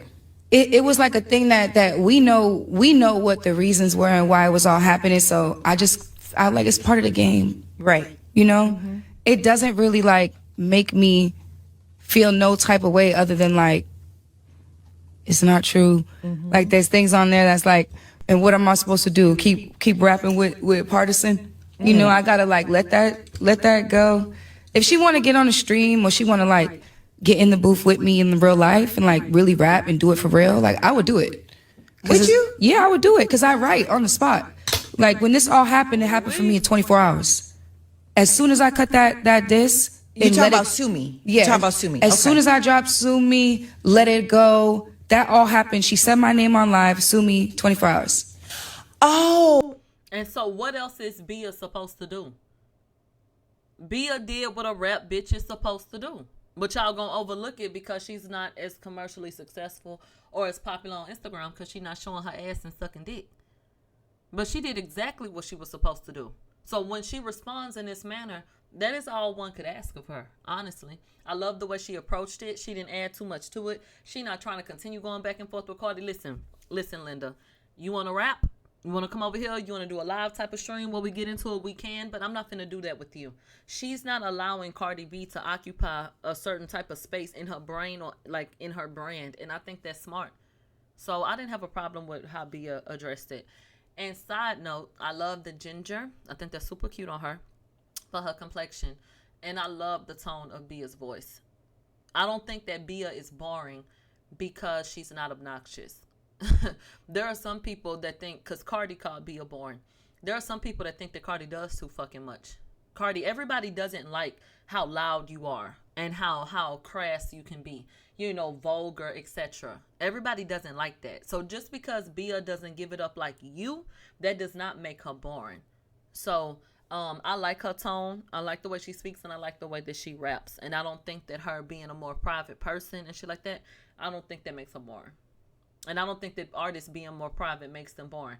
But what I will say is, Bia, I do think that there's a disconnect with you and the people. I don't think people know who you are. So do with that what you will. They may know, like, Bia exists, and they may recognize you, but I don't think they know who you are. So I do think that there's room for improvement in that area, but I wouldn't say boring. Okay, because you know what? I think the timeline... Like me, I wash my hands. Like, as soon as I cut that, it was like, okay, I got my shit off. Now you feel like you have to get your shit off, cool. You know, I'm not mad at it, but I'm not going to keep going back and forth with you and the writer for over and over. This is a year later.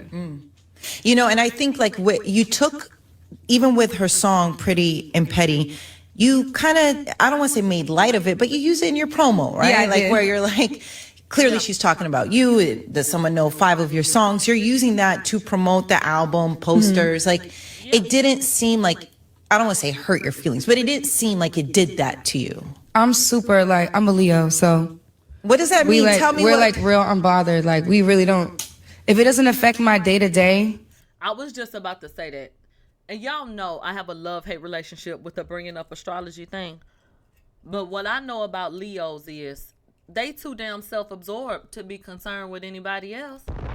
Bitch, like she said, how does that affect my day? Child. A lot of Leos, child, they be worried about what they doing today, how they look, and so all that other shit you talking about, they really don't be giving a damn. Because what the fuck does that have to do with me? So I believe her when she says, you know, how is that affecting my day? Yeah. Yeah. Like, I'm not that girl. Yeah.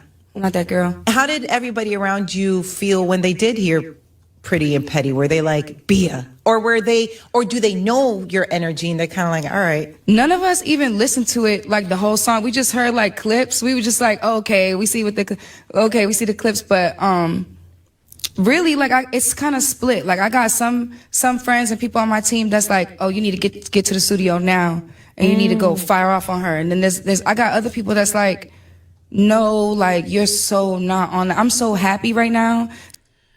Fuck happiness. Fuck any of that shit. I want the best for you, Bia. But the reason why I didn't feel like it was worth the response was because Cardi was going to always play you. And that's what I don't respect about anybody counting Bia and JT out. Y'all not gonna make her go back to the park and fight them hoes, so leave it the fuck alone. Respond to her for what? For what? No. So no, I just don't think that I don't think it would have been worth anything. They would always try to play you like you wanted attention, exactly what they doing now, and you ain't even made a song about the bitch. So peaceful, like, everything in my life is beautiful. Look, to be sued. So for me to bring on that energy, I feel like I could go back to the studio and it would keep me in that same low frequency conversation that I don't want to be in for the next year or 2 years. It's like, yeah, I would rather find a better way to do it. But oh yeah. And so, because think about that. Anything that she adds to it, it takes on a life of its own. So when she says for the next 1 to 2 years, that's what the conversation gonna be about. That's what social media does. So she said, babe, I'm removing myself. Oh, well, I'm not doing it. So I'm being told that it was a really, really good interview with Bia. I like how she seemed to be, like, really open and speak. What is that? Is that you, Shadow Widow? I do not like when you're home by yourself and then you hear all these noises. Hold on. Oh. Child, why I done forgot one of my kids stay home because they sick. That's why I'm like, who the hell is that? I'm hearing doors opening and closing. Yeah. Child, y'all know the weather is changing and whatnot. I know Shadow not opening doors. I had to get up. All right, we'll go lay back down and rest. Okay. Somebody said mine is sick also. Yeah, the weather. It's been getting a little bit cooler. They said, what is wrong with you? No, I'm for real. I forgot little baby was at home and I just heard doors and I let it pass once. I thought maybe it was a mistake, but then I heard that shit real clear. Bitch, I had to get up, child.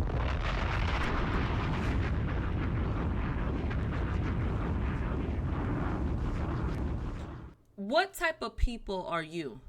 Are you the type of person you hear something and you go hide or you go see about it? I do not like this about myself. I go fucking see. My instinct is to go see. I could literally have nothing in my fucking hand and go see about it. And then somebody could have something. Then what you gonna do? Then I'll be feeling like we just gonna have to go for what we know. I don't know. Because it's an instinct. I gotta see, like, you want me to just sit here? What the hell you want me to do? And then what, they gonna come in and fucking get me? Hell no.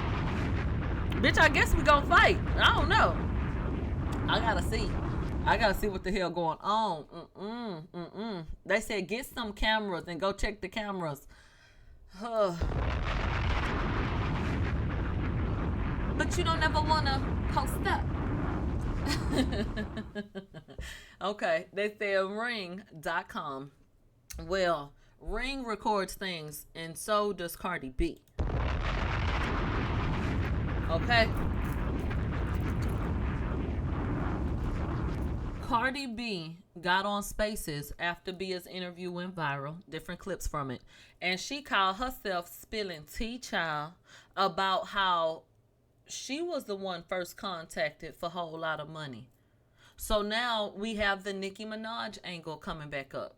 She said she was approached first for that song. How the fuck do you know? Talking about she got the reference track and shit like that.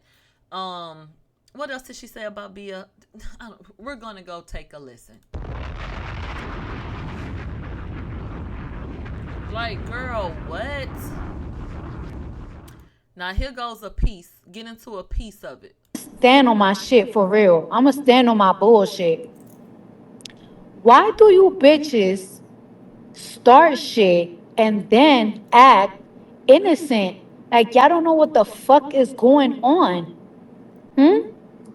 I'll tell you something, right? Enough music video come out and you start subbing me again because you and your delusional mind think I copied one of your music video contents. And it's like, bitch, I done told you before, you're not interesting enough for me to look at you like. You're not creative. Your music is boring. Everything about you is boring. I don't care. I don't care nothing about you. You know what I'm saying? Like, you're bugging. So I let that die. I didn't call her again. I didn't anything. I just let it die. Months later, right? Months later, this girl is going to tell a producer, a very popular producer, that's cool with my ex, that I was cheating on him. And I was like, what? Never, like, never. Now, do you believe it's possible that Bia was spreading rumors about Cardi B around the industry? And that it got back to her that Bia had told a producer that Offset was cool with that Cardi was out doing what she was doing? Oh, anything is possible. They said Offset confirmed it. He be lying too. Anything is possible, but I'm too old to do the he say, she say shit. If I'm married with multiple children, baby, shit gonna have to be so black and white, and it's gonna have to be something I want to move on, that I cannot be bothered with that bullshit. Girl, what?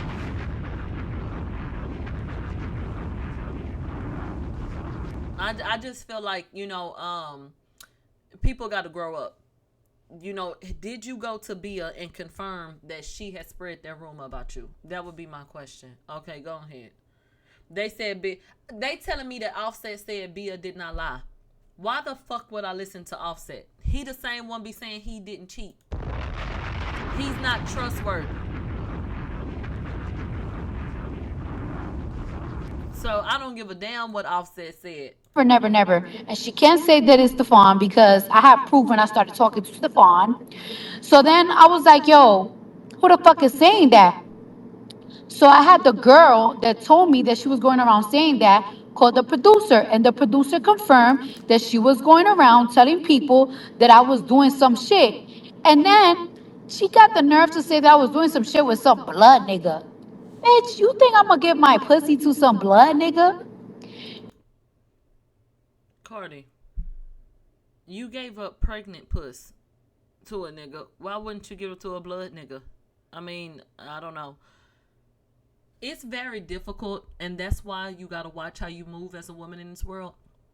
It's really difficult to try to convince people that you didn't cheat, because that's what you're basically doing, right? Talking to the public, trying to convince them of your side of the story. It's hard to get them to believe that you wouldn't do something like that when you said that you had sex 8 months pregnant and you already pregnant again by somebody that's not your husband. So I can't tell you what you did or what you didn't do. But is there a piece of the rumor that could be true? You want me to believe that the first time you open your legs to anybody from the time you got married was to Stefan when you was pregnant? That's bold as fuck. To me, if you were to ask a nigga like me, a bitch that'll fuck while she's pregnant, a damn sure fuck while she not. Do with that what you will. Hello? Bitch will do anything. Okay? A bitch that'll open her legs to a nigga that's not the father of the child that she's pregnant with. That bitch like 8 months pregnant, however pregnant she was. I don't put nothing past you. And I hate that for you. I really don't. So that's just kind of beating a dead horse, trying to convince people that you wouldn't have cheated and like, okay, girl. This the thing, when bitches are not from the hood, because the bitch ain't from the hood, she's from somewhere in Massachusetts, that excites you. Hood niggas, gang members excite you. That don't excite me. That don't excite me. And it's crazy, like out of everybody I ever dated in my whole life, I only dated one person that was in a gang. I like hustlers. I like niggas that get money. You know what I'm saying? Like, that's the type of person that I always been like. Even my first boyfriend wasn't even a gang member. I only dated one gang member and y'all know about him. And why don't you just enjoy your pregnancy before I say something that hurts your feelings? Well, last year I was pregnant with Blossom, 5 months pregnant, and you was going around saying that I stepped out my marriage with a blood nigga at that. Like, bitch, you think I don't know who the fuck I am? And now bitches want to act all innocent because you want to know why? Because you see you can't fuck with me. You can't fuck with me. Then you can. How have you convinced yourself of that?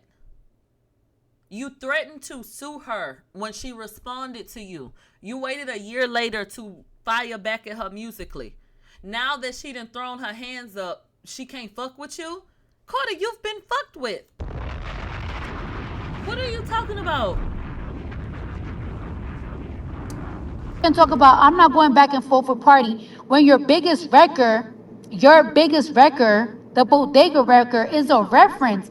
I have the reference on my phone. A man going word for word, bar for bar. So y'all can't even play me with that writing shit. So then she accuses BIA of basically using a ghostwriter. That don't even come at me with that because you have a writer. Cardi. BIA writes her shit. A hook here or there, okay, whatever. BIA writes her shit. But guess what? You don't believe it? Go outright her. It's not gonna work. BIA writes for other fucking people, girl. Are you okay? Like, the shit don't make no sense. I was like, oh, all right. Now you trying it. Now you see that I didn't. Now you see that you couldn't stir up a beef with you claiming that I was copying you because clearly I wasn't copying you. Now you want to do funny shit in my crib, like in my home. So that's when I did my shit on that. on that Don't Save 'Em record with Glow and Meg, like, cause I'ma pop my shit. Then it was completely, I got complete confirmation that she was the one that was going around spreading that rumor to not only that producer, but to other rappers that be around this man, because she said it on her this, like, put it on your vows that you think. And it's like, girl, but guess what? I bet she can't prove nothing because I never did nothing. All right, cool. That's Cardi, you are still married now, convincing yourself that you're not doing anything wrong because you and your estranged husband ain't seeing eye to eye today. You're married now, pregnant by somebody else. So how do you get to tell her that you didn't step out of your marriage as you actively step out of it? You can try to paint it up how you want to, but that's literally what you're doing every day. You're on TV talking about a boy wearing a jersey for another nigga while being married to another nigga.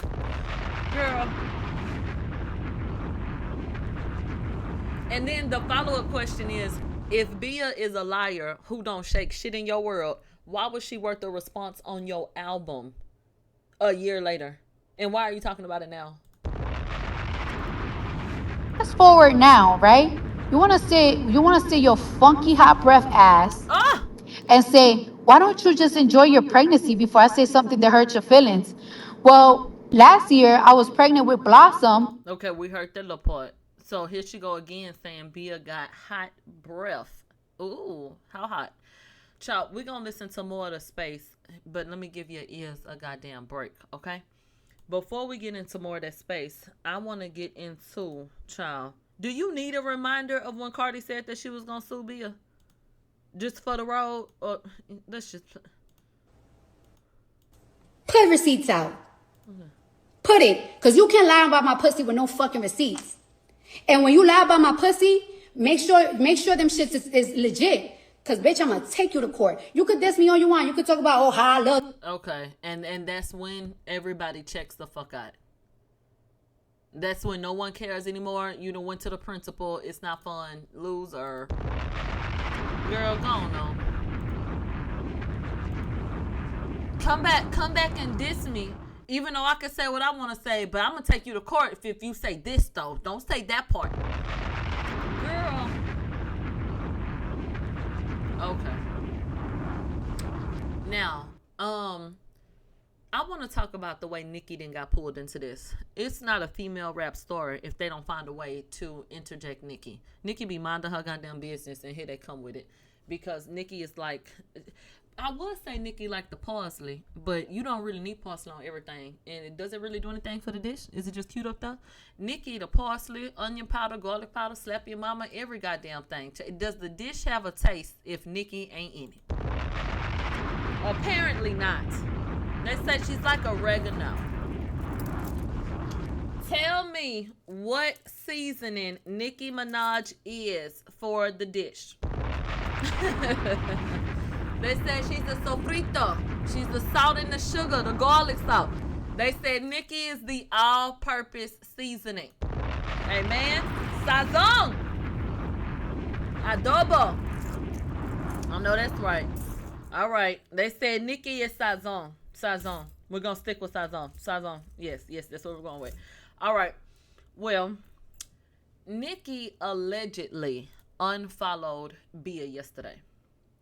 Do you know this to be a fact or what? I don't know it to be a fact because I don't know her to have been following BIA prior. So they claim that Nicki has unfollowed her. You cannot find her there. They say that this happened while everything was going on the internet. And many of you guys are saying Nicki was following her and then she unfollowed her. So now there's this conversation where people are saying, Nicki, basically people are saying that's what you guys get. They said another lapdog down, that BIA has put herself in a certain situation and aligned herself with someone, and what did she get in the end? Unfollowed. So they're basically trying to play on BIA's head top and say this is what a Nicki Minaj association gets you. First of all, Nicki is a grown-ass woman, so she can follow and unfollow who in the fuck she wants. I don't like to follow people that do podcasting because I don't want to accidentally take something from them.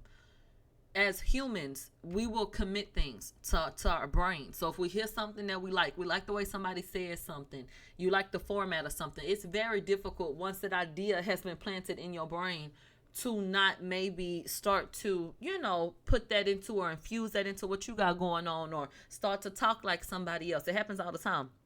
So I feel like it's important to have your own, individuality and stay on your own path and not absorb too many different people, right? Because they can influence you a lot of different ways.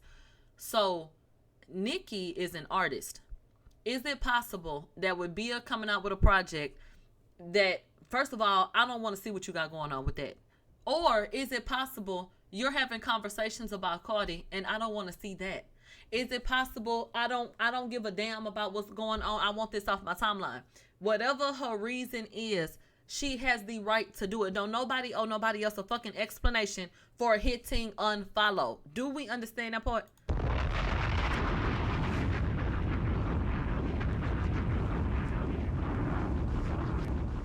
Okay.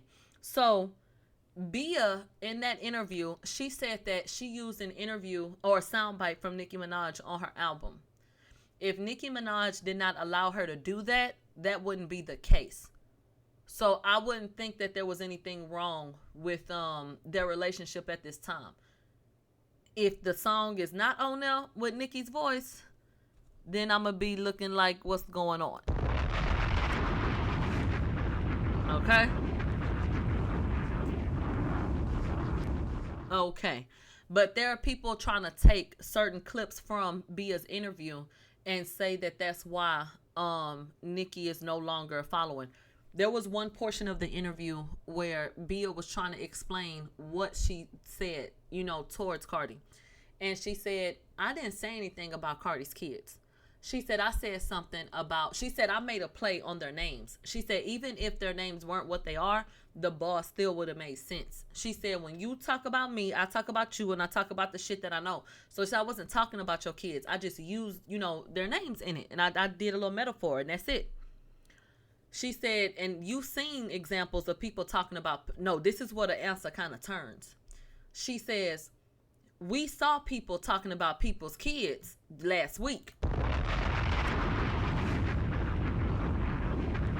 Okay. She basically said, we know you see what it looked like for somebody to talk about kids. I ain't talk about your kids. But she basically was saying to public, y'all saw what it was like for somebody to talk about people's kids. And so that was in reference to Nicki and Cardi. There are some people trying to make that the reason why Nicki unfollowed her. Well, that would be fucking stupid because that's what they did, ain't it?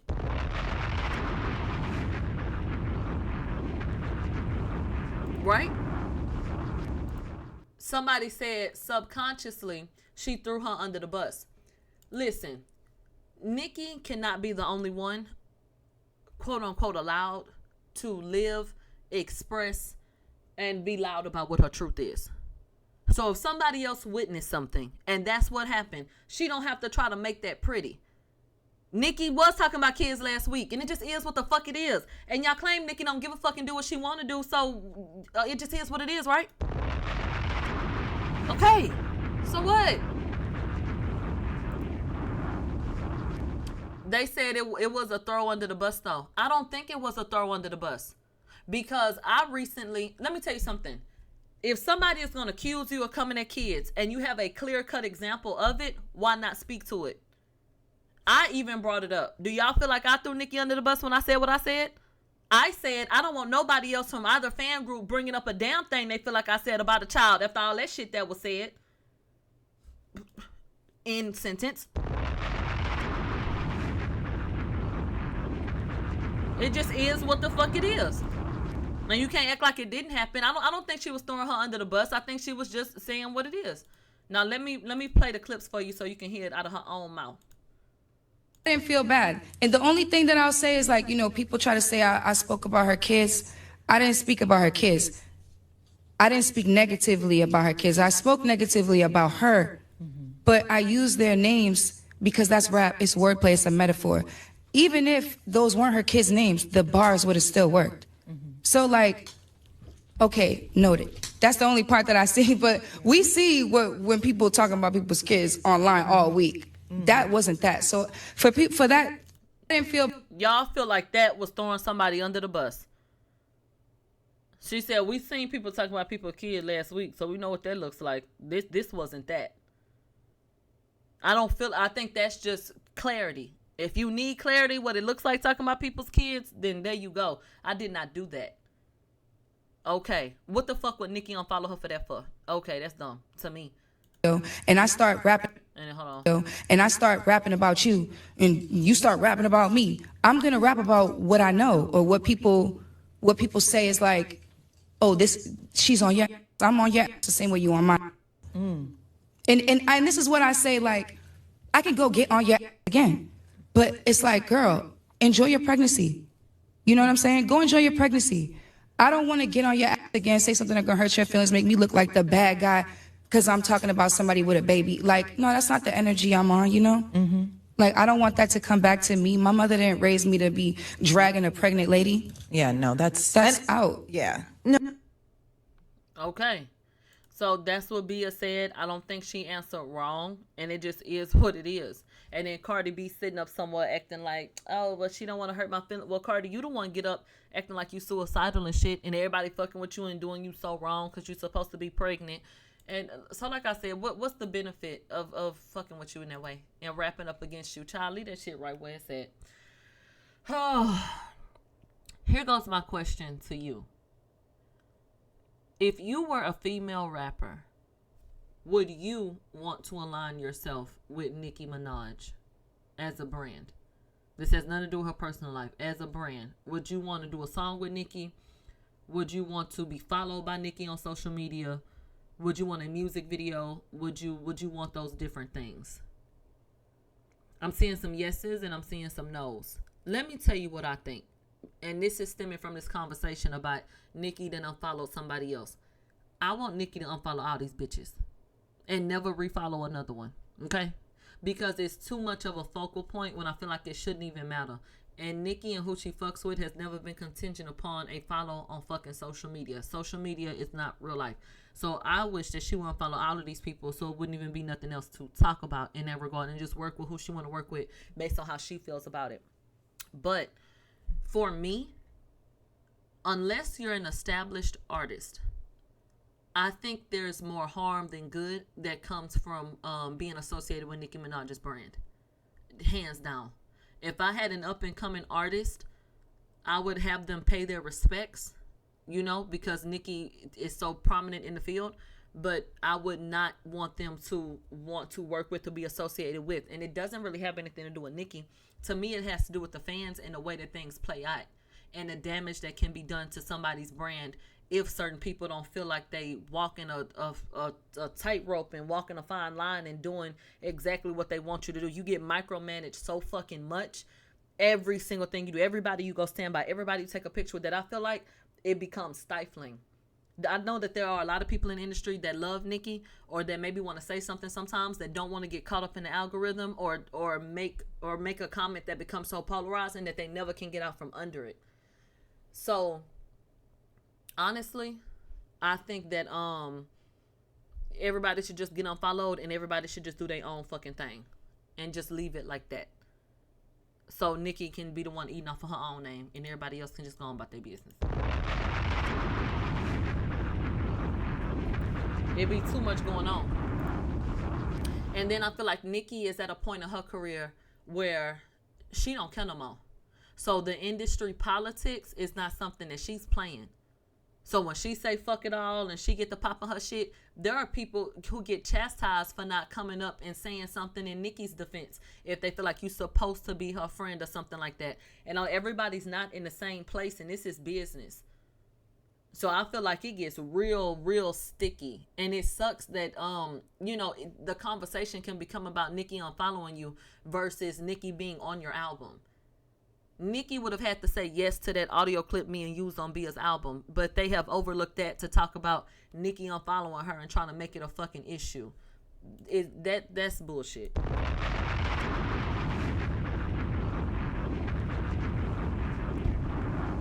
Okay. So The whole thing is a mess, and I just feel like I'm so sick of it.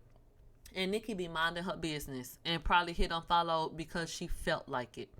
You ain't never just unfollow somebody you did not want to see their face at. Do you know you don't need a reason with your grown ass? You can unfollow who the fuck you want to when you get ready. The fuck? I don't want to see. I don't like the shit you post. Bitch, I don't want to see that today. You posted something that triggered me. Like, whatever the case may be, you have a right. That's your stuff. That's your stuff. And you don't have to explain to anybody why you unfollow somebody. Unless I hit your phone up and said, don't ever reach out to me again. I have no more use for you. I don't want you in my life. Don't start questioning me about stupid ass shit like that. Bitch, get out my face.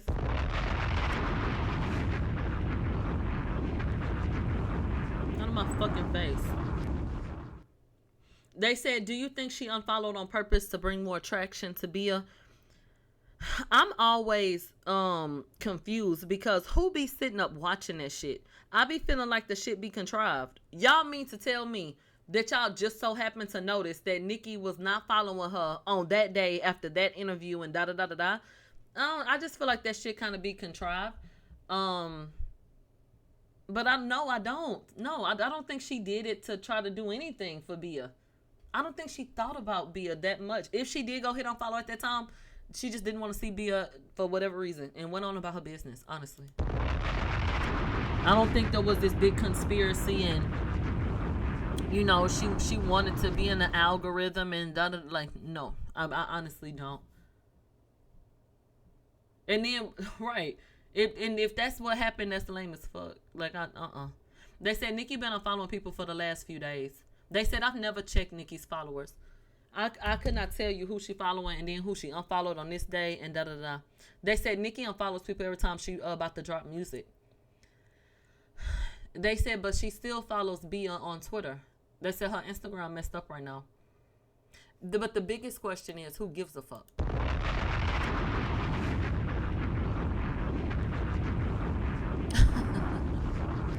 Like, is it, why is it even a talking point? If Nicki did unfollow her yesterday, like, who cares? So, girl, I don't think there's anything to the Nicki BIA angle. I think people are desperate and they added Nicki name in for a little, you know, a little extra flavor, a little bit of salt on it. Now, get into this. Cardi B revealed via Spaces that BIA admitted during a recorded phone call to deleting her Cardi praise tweets in Nicki Minaj's bathroom for business purposes. And she also revealed that whole lot of money was sent to her first, but she turned it down. Do you guys remember when there were some tweets where BIA said that she would love to work with Cardi one day, and then some other ones that were like that? Do you remember that those tweets went missing when BIA got her song with Nicki? I do remember that. Let me tell you what I get disappointed about. Pieces of stories. Because it ends up looking like something that it could not be. Did you feel like you needed to delete them tweets so Nicki wouldn't see it? Because of the feud you felt like, you know, was between them? Or did she tell you that that's what you needed to do if you wanted the song out of her? Because what you felt like you needed to do and what somebody put upon you, them two different fucking things.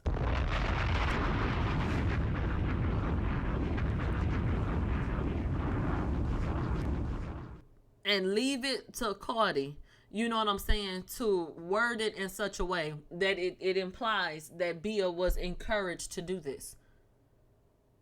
There are a lot of people who would feel like, let me get rid of this because I don't want anything to be a hindrance. And there are situations where people send the same song to multiple people. How you know you got it first, Cardi? If BIA is in the rap game and she wants a female artist on her shit and she says, I want some of the biggest names in the industry, why wouldn't she send it to multiple people? They said y'all Cardi over there moving like the feds.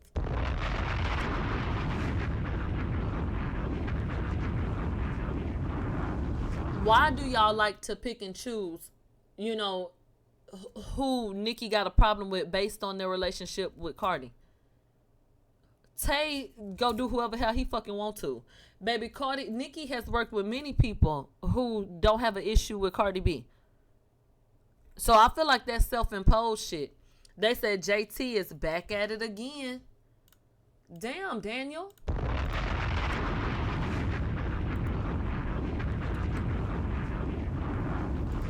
I'm going to tell you right now. If JT don't have an explanation and some fire, I'm checked out. That last fumble was so massive that, babe, I'm peeking through my fingers. Okay? Not because I didn't think she did a good job on her song, but because of the way everything played out. They didn't set up and played all in JT's face. Songs removed. We have no idea how. And they didn't set up and rewrote history like, girl, that shit was whack anyway. I'm very upset. There was a whole bunch of build-up, to some bullshit. A bullshit situation, not a bullshit song. And you get back online talking about bodega baddie my ass, you chop cheese. JT said, all jokes aside, what happened to that song? I thought that was the song. Nobody wanted to be a bodega baddie? Well, look at the ugly ass bitch who made the song. I get it. Girl, I thought you was talking about your songs that are gone off the internet. All jokes aside, what happened to that song? JT, where are your disses? That's why this shit ain't gonna stick moving forward. Because, girl, what?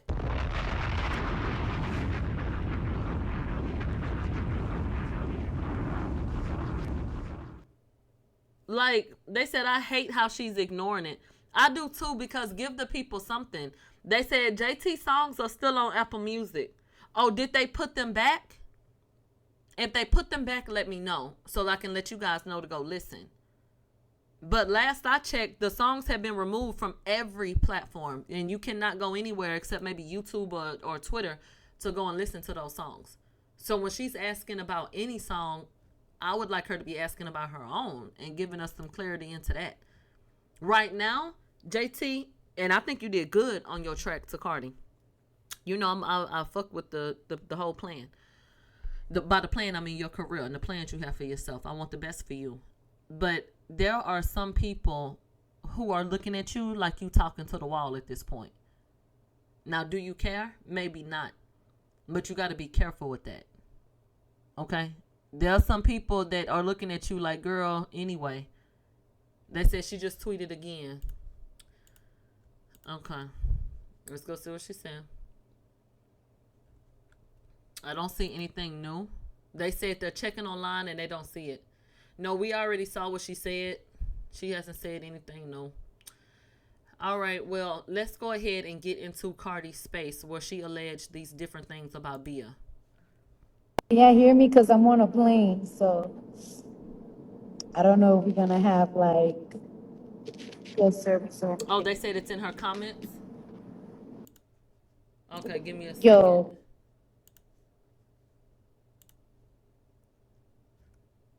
Let me see. No, I don't see it. I'll come back and check in a little bit. They said they lying and you already read it. They said they lying or they ass slow. I just want to say this, right?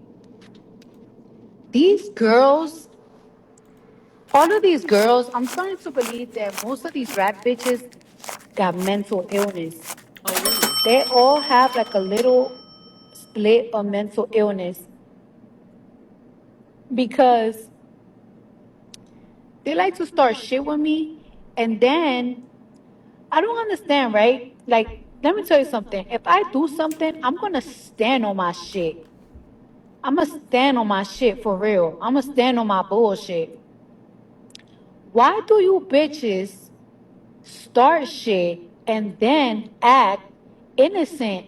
Like y'all don't know what the fuck is going on. Let me tell you something, right? Okay, thank you. Let me tell you about a little bit about last year. Can y'all hear me? Yes, girl, I what? need to know if anybody hear me. All right, so let's go back to last year, right? Let's go back to last year. Last year, I feel like it was the year of the beef. I feel like people was beefing with each other, and some people was losing or winning off the beef. However, it was just it was that year. You know what I'm saying? Like it was all that smoke year. And some of these little bitches thought that I was gonna be their target or the person that they was gonna beef with so they could up their career. And that's really the truth of it. Why you hoes wanna act like y'all ain't did what y'all did? Let me make this very fucking clear to y'all, right? Let me make this very fucking clear. Last year, when I dropped Classy and a Cunt, this girl started dissing me and subbing me on Twitter because she think I copied her whatever the song, because she also sampled the same song. And it's like, bitch, what's good with you? Because you subbed me one time, then you subbed me again. So I called you. And there's another thing I don't like. I don't like when bitches act like, oh, they call me screaming, blah, blah, blah. Yeah, I'm screaming at you because you subbing me. So I wanna know what you on. Well, I think that anybody that would sit on the other end of you doing that, behaving that way, is a fucking idiot. Cause you're not about to call my phone hollering at me, bitch. Don't nobody sit up and holler at me. End of discussion. I don't know who the fuck you think you talking to,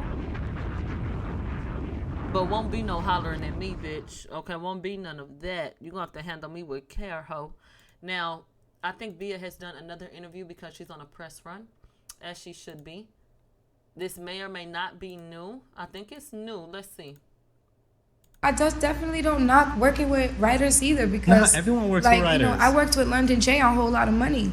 Like, you know what I'm saying? And both of us coming together on that fusion is what makes the song what it is. You know what I'm saying? So I never knock writers or, you know, people that do it all on their own. Yeah. As long as my ultimate goal is to come out with the best song. Like, and that should be everybody's goal. Exactly. So Barty Gang posted this, and this was supposed to be T.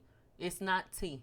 It's her being authentic. She writes on her own, and because she's a writer, she understands the value of people like her. So she's not opposed to other ideas in an effort to create the best song. That has nothing to do with nothing. Okay. I wanna know what you on, right? I sent this bitch, right? I sent this bitch when I started working on the song. She sees that me and her practically started working on the song around the same time. Then she started blaming the producer, like, oh, well, this producer was doing it for me. And I was like, well, I don't know about that producer because I got my own producer that works on my shit. It's like, oh, all right, whatever. So that's it. Yes, I did call the bitch screaming, and then I call her again because sometimes I do be spazzing out, and then sometimes I'm like, you know what? Nothing is gonna be resolved, and if I just be screaming, mind you, I never subbed this girl before. I never felt a certain type of way about nothing, even when. Now let's go see what JT just said. They said she done said something else. Oh Lord. Ugly B has not shut her dick sucking ass mouth since No Hook got leaked. Do that whole rest? When it's her honeymoon stage with her new baby daddy, like go chill and look pretty. Wait, never mind. Just go chill, purge face. Your mammy ran a whorehouse. The only time I seen you with a pen was at the courthouse. This is facts. Spaces is not the studio. Yikes. She was deleting tweets and shit. I didn't feel a certain type of way. You wanna know why? Because it's like at the end of the day, I don't know you and you don't know me. You don't owe me shit. If you gotta do shit for business, which you did say on the phone, that you deleted shit, could do to business, I don't give a fuck. Like, and I do gotta record it. I don't. You hear her? Do you hear her? Look Bitch, at the when I listen to the feds. about nothing. Even when she was deleting tweets and shit, I didn't feel a certain type of way. You wanna know why? Because it's like at the end of the day, I don't know you and you don't know me. You don't owe me shit. If you gotta do shit for business, which you did say on the phone, that you deleted shit, could do to business, I don't give a fuck. Like, and I do gotta record it. I don't give a. You know, every state doesn't allow for people to record you without your knowledge, first and foremost. There are some states where both parties need to be aware of the fact that they're being recorded. You would have to just look into that per the state that you were in when that call took place and where that other person was. Moving on, I don't know how that makes y'all feel, but I don't like stuff like that. Have I ever recorded a call before? Yes, for interview purposes or because I had no relationship with the person and I felt like there was something going on. There's never been someone that I consider myself having a positive like rapport with, or just we were chit-chatting or anything like that, that I've taken it upon myself to record them and store in the background in the event that if I wanted to use it against them, I could. Because BIA saying, if you really didn't have a problem with BIA feeling like I needed to delete this for business purposes, you know, nothing personal, that's why I did it, and you really didn't care, why did you feel the need to keep that audio? Because you wanted to use it against her. And you know what you're implying when you say that. You're implying that she deleted it because of working with Nicki Minaj, right? So that's that dry shit to me. And I feel like it says a lot about you that you do police ass shit like that. And you have all of these little recordings of people, and that shit is weird. That shit is weird to me. Fuck, you know what I'm saying? Like, you don't owe me shit. Like, I don't give a fuck, bitch. Do you? Then, after we resolved that conversation on the phone, enough music video comes out. So everything was And cool, then and then enough comes out. Enough music video come out, And and you of start copying subbing me her. again because you and your delusional mind think I copied one of your music video contents. And it's like, bitch, I done told you before, you're not interesting enough for me to look at you. Like, you're not creative, your music is boring, everything about you is boring. I don't care. I don't care nothing about you. You know what I'm saying? Like, you're bugging. So I let that die. I didn't call her again. I didn't anything. I just let it die. Somebody just said something that I want to repeat. They said, so we supposed to believe that Cardi didn't record her and Ice conversation or her conversation with ISIS people? Months later, right? Months later, this girl is going to tell a producer, a very popular producer, that's cool with my ex, that I was cheating on him. And I was like, what?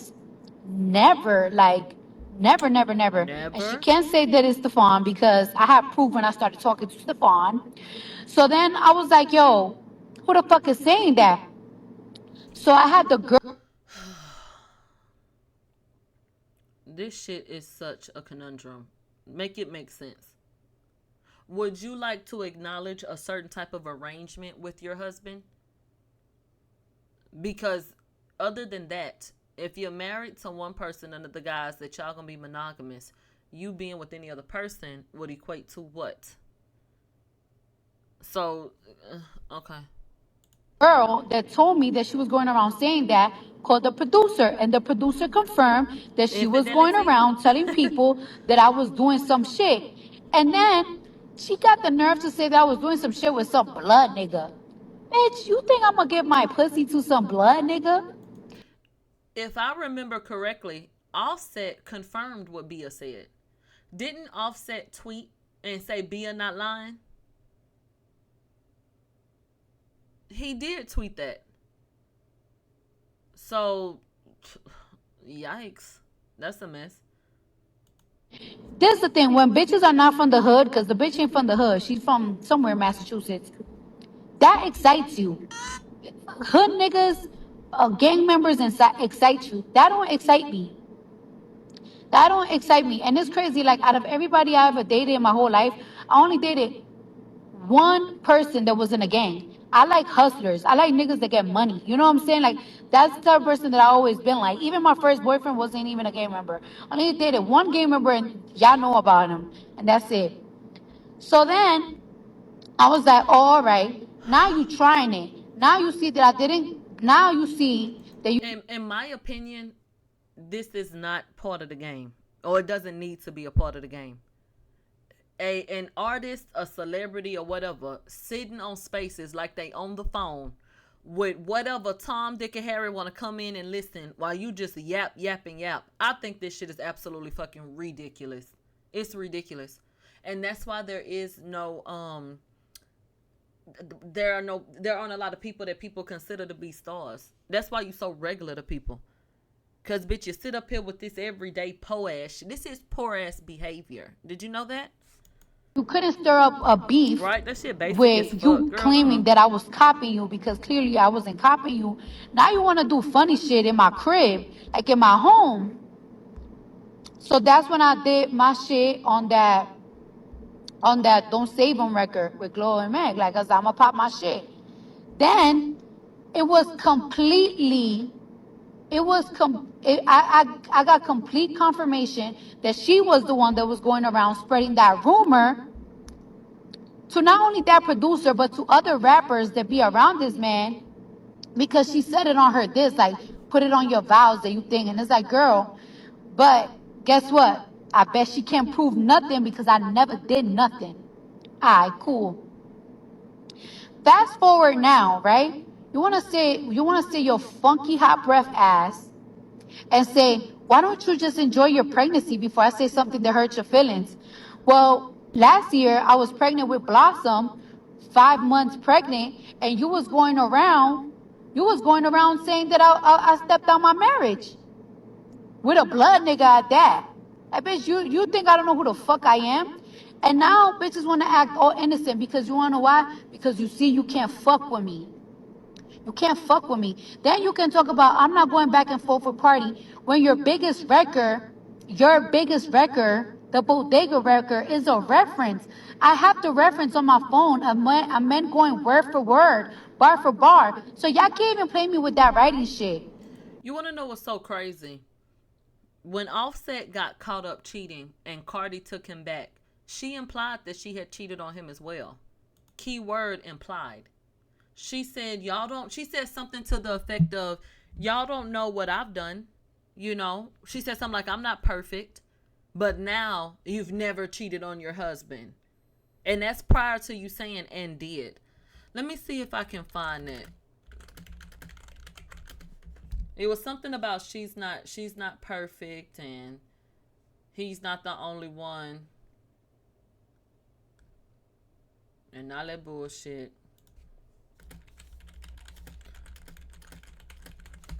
Type in something like that. Because this is like years ago. Years and years ago. So I don't know if I'll be able to find it right now. But I remember because I'm not crazy. And when she took him back and she was trying to, make it look like when she was taunting Riley, she was like, yeah, we best friends and all that kind of shit like that and blah, blah, blah. So she was really, really putting on. And then in 2023, look at this. She confirms a breakup with Offset. You can't break up with your husband. That's the whole thing about it. Talking about I've been single for a minute now. So I think that she's playing semantics. Well, I didn't cheat, bitch. Ain't no damn break, bitch. Y'all slow as hell. What are y'all talking about? So yeah, who knows? But I do remember you was talking like he wasn't the only one. But that's funny that now you was the Virgin Mary. Go ahead. I got the whole lot of money record. That shit was sent to me first, and I dubbed it. The whole lot of money record. That shit was sent to me first, and I dubbed. How you know it was sent to you first? And Cardi, don't do that about declining a record. Because how many people decline records on this album you just put out? You just, everything you done thrown at somebody else, somebody could say, but ain't you the same one? Like how you was sitting up talking about JT and her relationship, but you just did an interview about how depressed you was sitting up in the house by yourself and Offset was gone and you was dying inside and shit. Like every time you taunt somebody, it just be, like a boomerang. Like, hello? Girl, what? Dubbed it. And I have the reference track.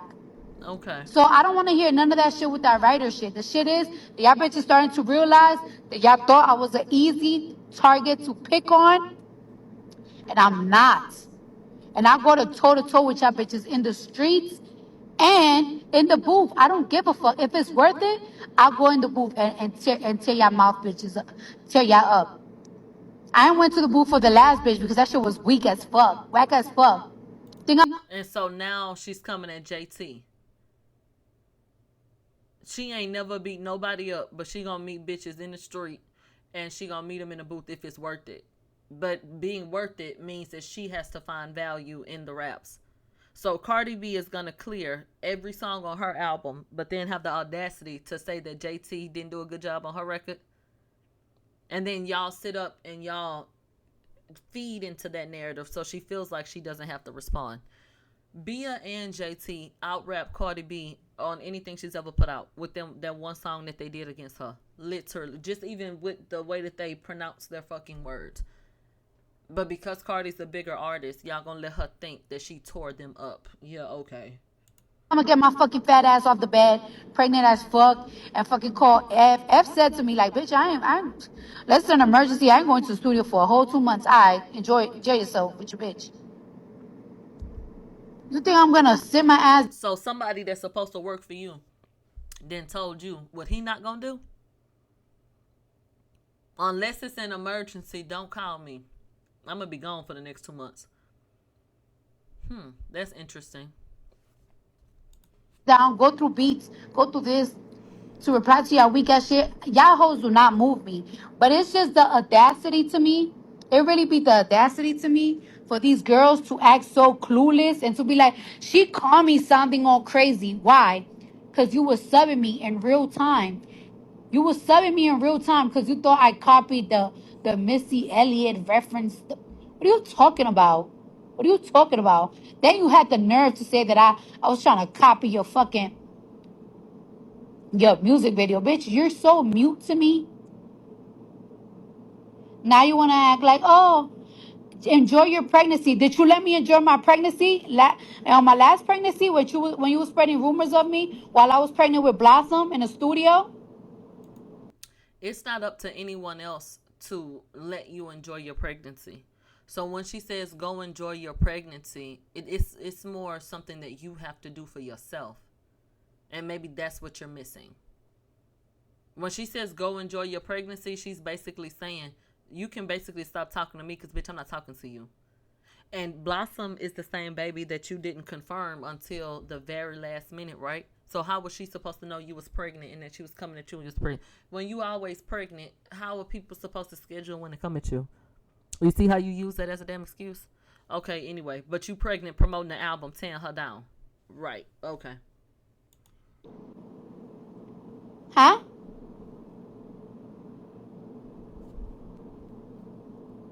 And I have the calls, and I have the calls recorded for when that girl from Atlanta called that producer that you were spreading rumors about me. And then I knew it was you when you did that weak ass diss record. Like, yeah, put it on your vows. You never stepped. No, I never stepped. So your confirmation to hearsay was her speaking 2 different rumors on the song? You too grown for that.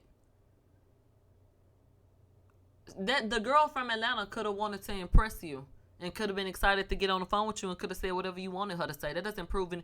Do you have anything in black and white that is concrete that proves that BIA was going around telling people anything? Okay. I think the answer is no. Never stepped.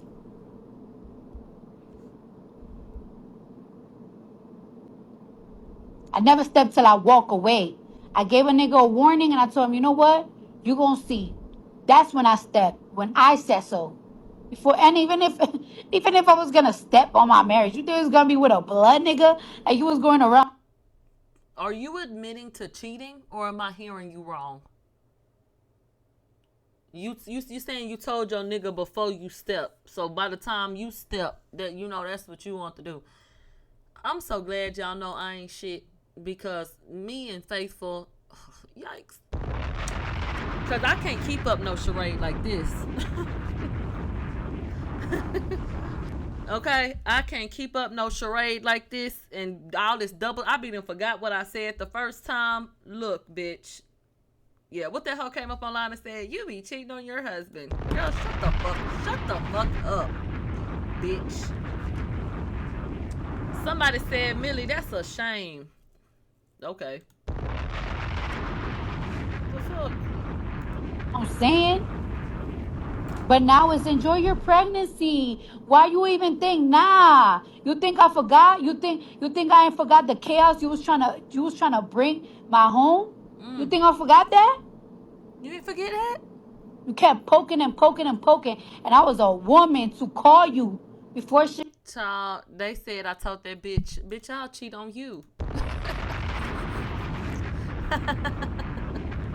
It got out of hand. But now you ain't wanted to have a conversation on the phone. You wanted a rap beef and you lost. And every single time these bitches be losing, they delete they fucking whack ass fucking diss records. Girl, and here you go, trying to bring this full circle. You threatened to sue BIA. That's why her shit down. JT shit, I don't know what the hell happened with that. So I can't speak to that. But now Cardi B gonna run with this idea that JT, you took it down because it was so trash and you couldn't take the embarrassment.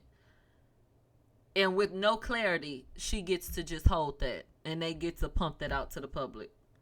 They said this is why JT was responding this morning. Mm-hmm. She deleted her shit. The other bitch deleted her shit. The other bitch? More real artists for real. Stop playing with her pen, bitch. This the Brim Reaper, bitch. Said no one ever. They said say her name. Make them nervous. And if y'all think I'm lying, she confirmed it herself. She confirmed it herself on her record. Like, put it on your vows. And it's like, all right, tell me who I cheated on this nigga with. Got nobody. Girl. Because I never dated. Never entertained a nigga. Never flirted. Never anything. Why the fuck would I sit up and argue with a bitch that don't believe me anyway, that's spreading rumors about me? I don't care. If a bitch tell me I cheated, bitch, okay. The fuck? What the fuck you gonna do? What is anybody gonna do about it, bitch? Nothing. Nothing, bitch. Shut up. So why are you explaining this? What is going on? I don't get it. They said argue. That's how you gotta say it when they get here. Like, please leave me alone with this. Which that was actually stupid of me. I should have. But I never did. Now y'all bitches want to sit y'all funky Keisha ass, hot breath, diarrhea breath ass and act like y'all don't understand why. Y'all don't understand why I'm dragging y'all. It was all fun and games, so y'all was putting me through. They said, bitch, you cheating now.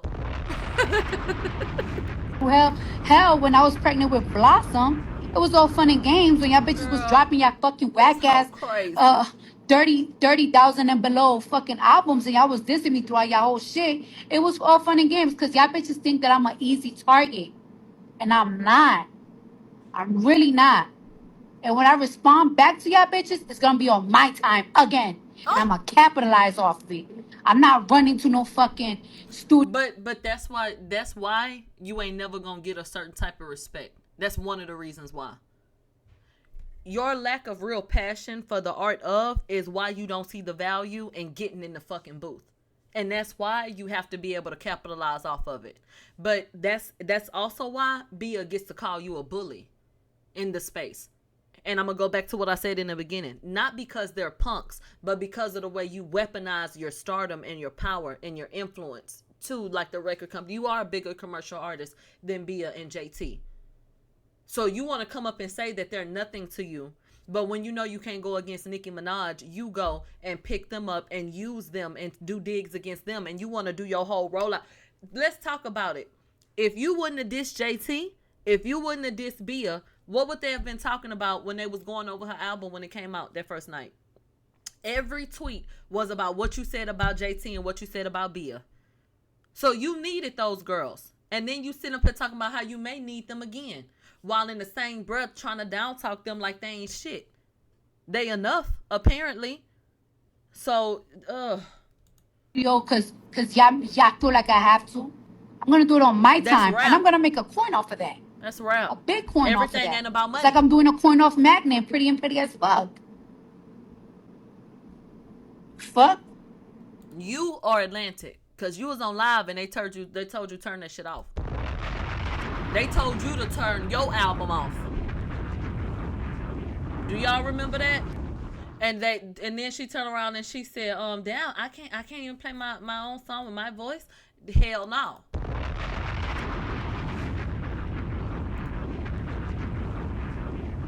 No. And you know what? What? What, girl? What you reading? So Kim Barbie probably sent a text. Somebody said Cardi saying a lot of shit Look on at her. Spaces, but not in the booth. Bitch, And that bothered what are you didn't talking it? about? I'm explaining. You heard what the hell they talking about. You send your ass on Spaces for free, but your ass ain't in the damn booth working. The shit. What are you talking about? I said the whole shit on my album. I did a whole disc for a bitch. What the fuck is you talking about? And And I it could do it didn't again stick. and again and again and again. But I'm not gonna let bitches run a narrative like they was being angels and they don't understand why I be on their ass. You wanna act like I stole some shit from you. Bitch, it's a fucking sample. We both sampled the same fucking song. That shit do not belong to you or it doesn't belong to me.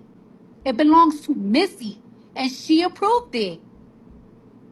And I showed her receipts. Like I even showed the bitch receipts. Yo, I even texted the bitch receipts like, hey, this is when I started working on my song. Then she was like, all right, cool, shit is cool. Then she come back online and diss me again when I dropped Enough. And I know my fans seen that. I'm glad my fans got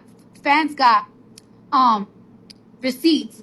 You gonna say that I copied my Enough or any video that you had. Like, bitch, you're so uninteresting to me. But you're not the only one that feeds into the brand of Cardi B. So sometimes as an artist, you know, you didn't intentionally bite off of someone. But there could be other people who saw or were inspired by, influenced by something that they incorporated into what you're doing. There have been a lot of artists that we could go back and say, this looks like that. And somehow, some way, somebody over there saw it and it ended up on you. So maybe you didn't wake up, you know, deciding to copy BIA. But there were some similarities here and there. But I will say, to Cardi's credit, if she did reach out to BIA and everything was cool and you saw that this ain't that, I do think a good show of faith is you giving me the benefit of the doubt if you ever have that type of thought again. If I have gone out of my way to prove to you that that is not what it was, don't come at me like they're trying to play with me on the internet, bitch. I'm going to have a problem with you too. Because at the very least, you could come to me and be like, girl, I thought we already handled this. So if BIA did do that, then I feel like, okay, nah, I don't like that. And I would have said something too. All right, cool. Shit went quiet. Shit went chill. Then you're gonna go around and start telling rappers that's cool with this nigga and producers that I was fucking around.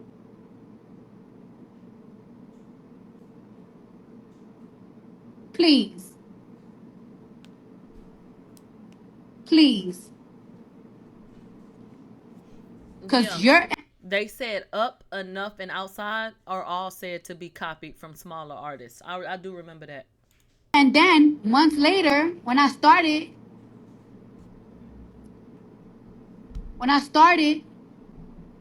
being really single, your friends started fucking my baby dad. And that's why you bitches was mad. That's all y'all always ever wanted. That's what you bitches always really wanted. And I know some real nasty shit about your friend.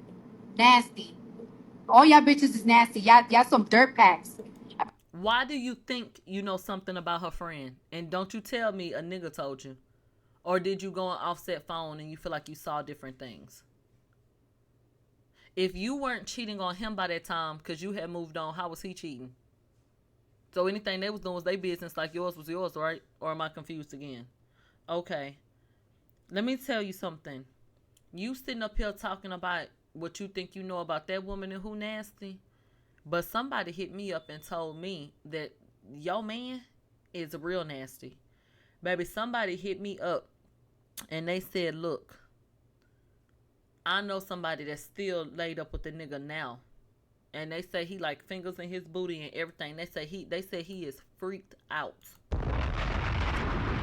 They just told me that this morning. Okay? Literally this morning, I said, I swear to God. You know, Boots is on the ground. Okay? And the mob is everywhere. So I said, that's interesting. That's interesting. Bitches talking about me in the fucking group chats and shit. Oh, you bitches talking about me in fucking group chats, and you bitches is fucking dirt squad, hot pussy squad. Like, get the fuck out of here. Thank you, Taylor. Y'all don't even want me to wake a lot of shit up. These bitches don't even want me to wake a lot of shit up. Because it'll embarrass you in part. Your husband was all over everywhere, seemed like to me. This shit a mess. Who didn't he fuck? So I know y'all not gonna say that this is not like worth anything, but like imagine you being pregnant, right? You 5 months, 6 months pregnant around there. No, I can't imagine that. And then you get a phone call. What'd they say? From this nigga homegirl panicking. What I'm they like, say? fuck is you panicking for? Cardi, tell me the truth. And I'm like, what the fuck is you talking about? Cardi, tell me the truth. Have you ever did this or that to this person? I'm like, no. What? Oh, well, this girl is telling this and that. I'm not going to say the producer's name. That you doing this and that. I'm like, bitch, call that motherfucker yourself right now. I want to hear it yourself. I want to hear him with my own ears. Bitch was doing shit behind the scenes. And these are behind the scenes shit that bitches. Let me tell you something. A bitch can't call my phone and ask me what I did. Who the fuck figured they could call my phone and ask me, was I fucking somebody or did I do such and like what? Is that your nigga or something? Bitch, hello? Girl, please. Click. And once again, it's just some shit that you too grown for. When you know how you living your life and that ain't how you giving it up, bitch, really get off my fucking phone. What are you talking about? You ain't gotta call nobody. I don't give a fuck. Let me tell you something. You don't need to call nobody on three-way because fuck both of y'all. The fuck? I don't need to clear up shit. I don't know what the fuck you talking about, and don't call me no more with that bullshit. Cardi, you just had an album that came out 10 minutes ago, and you've been on this space for 15 minutes talking about a woman that you say is irrelevant. Can anybody solve this equation for me? Be doing to me, and y'all don't be knowing nothing about it because I be staying quiet. They said the tour is not. And then they want to selling. play stupid and innocent. Stop playing stupid and innocent because I have a mouth. Everybody always want to put it on me. Oh. Nah, Not the you bad not no guy, innocent girl. Cardi. I don't give a fuck how quiet you are. You know what the fuck you was doing last year? You just thought that it was gonna be easy beefing with me, and that shit didn't win how you expected. Child.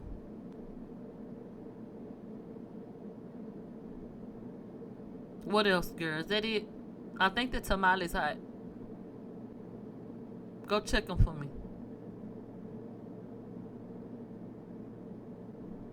Look, she reading some more shit Kim Barbie done sent her.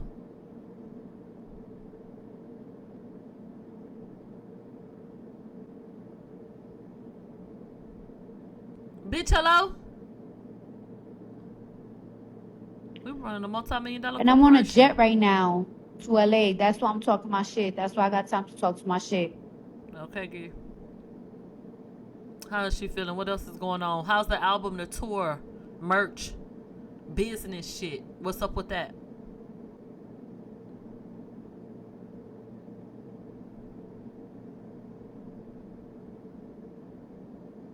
They said So what she don't yeah, know. that's the type of shit that I was going through last year. When I was pregnant, when I was thinking about what am I gonna do with my future in my marriage, while I still had to think about my album, what I still had to think about my future, my career. You had bitches doing dirt behind the scenes and throwing daggers. And then this year, when I throw shit back, they be acting so confused and so fucking stupid. Nah, bitch, don't act confused. I think you're upset with the way that people are perceiving Bia's truth. And I think that you want people to kind of come down on her when everybody's decided to move past it. I think that you wanted people to come and attack Bia when everybody is pretty much over it and she dismissed you. You were supposed to be the one dismissing. So when Bia goes and sits in an interview with the way that she speaks and it's very monotone, nonchalant type of way, and she flips her hair and kind of giggles a little bit and basically says you're not worth it because you really ain't got no weight in this shit, I think that's what's really bothering you. What do y'all think? I think she's mad that nobody cares. I think you wanted to eat more off the moment than what you did. Don't act stupid. Stand on your shit. Because one thing about me, I'm going to stand on my shit.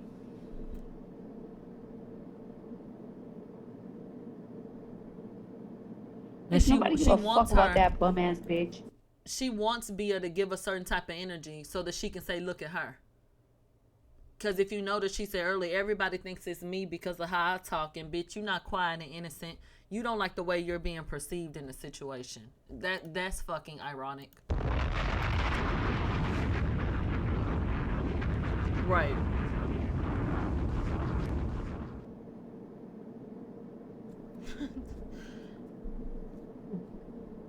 Because you are being used for Bia's rollout. Literally. You go tell them people what you was doing behind the scenes. You go tell them people. They don't care. No one cares. Do y'all care?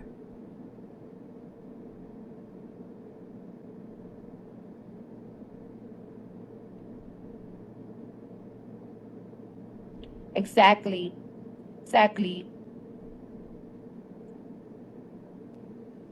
It was more than just accusing me of cheating, of fucking copying you. Nah, you know that didn't move me. So you started doing shit behind the scenes, like weird bitches, weird ass hoes.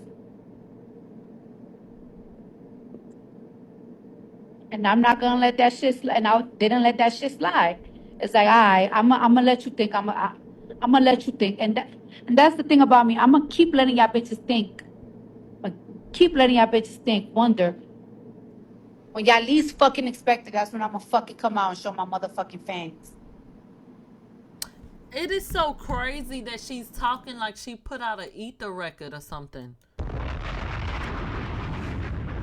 Like, girl, don't nobody give a damn about that. What did she even say? She said something like, name 5 Bia songs, pow, I'm dead.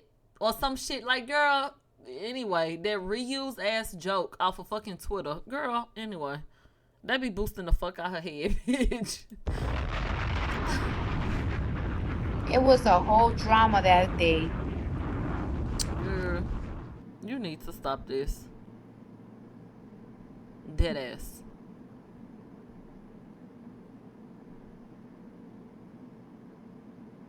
It ain't none of this about your current project. I would have made everybody listen and show me receipts for buying my song. Whatever diss record I did against whoever, y'all. And I would have gave them a Spaces performance if I would have been there. Bitch, I would have got right on there and rapped that whole fucking song. Now y'all go streaming and download it. What else y'all want to hear? Like, you got a whole project out and you done dedicated 30 minutes to JT and Bia. Girl. Right, talking about am I the drama? With some shit that she claiming so old and tired. Well, yeah, I'm not excited about it. I ain't gonna lie. But we can talk about it tomorrow. Space this shit out. They said the album was only about surpassing Nicki, so now that she didn't, a lot of the hype is dead. What do y'all think about a comment like that from the audience? I think it's fair. I'm gonna let y'all know, and I'm gonna let one more thing for y'all to think that, because where's the promo going? It was real hot and heavy prior. One more thing about me. Girl, we know everything about you. What? I might spaz. I might talk too much. I might spaz. I might talk too much.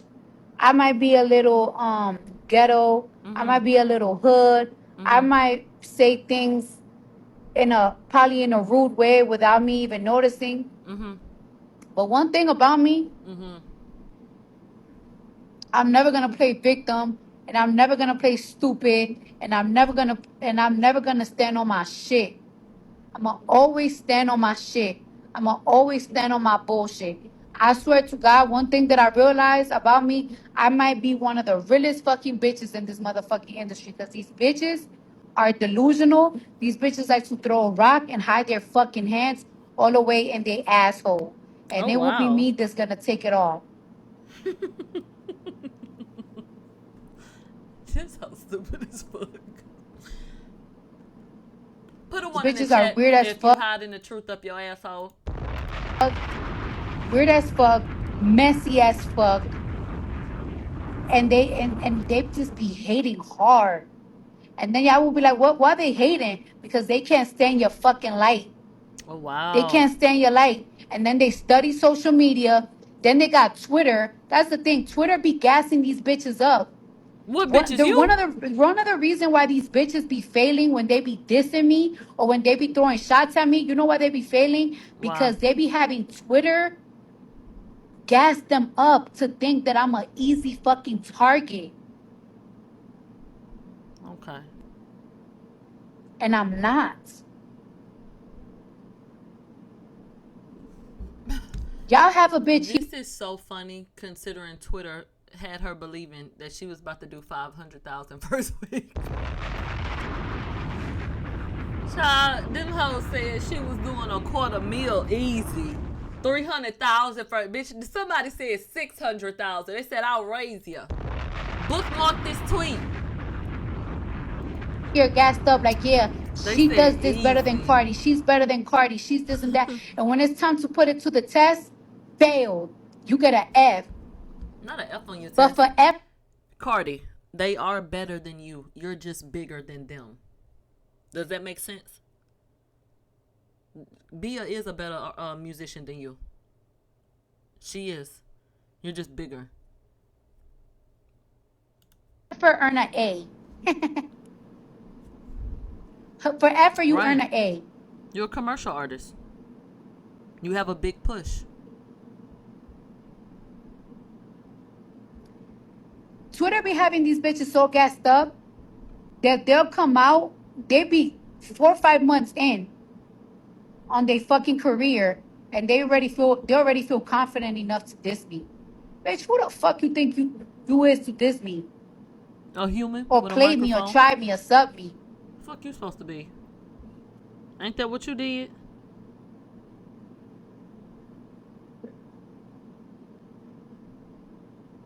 Twitter be gassing these bitches up.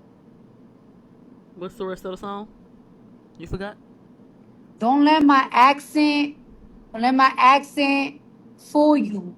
Don't let my hee hee ha ha fool you. Don't let nothing fool you. I am a fucking smart bitch. I got myself out of the craziest situations. Any situation. Really? And actually, I could be dumb in certain departments. But don't let shit fool you. And then you want to go to blogs and tell them like, yeah, she got the phone call. Bitch, I have the whole fucking phone call from when I started screaming at you to the second time I call you and I made peace. You don't even want me to fucking post that shit. That shit is You want to know something? I always look funny at people who buck up on phone calls that they know they were recording, because you'll never be able to convince me that you ain't just do that shit because you knew you were recording. A lot of people respond differently when it's just or when you're under the guise that it's a regular conversation.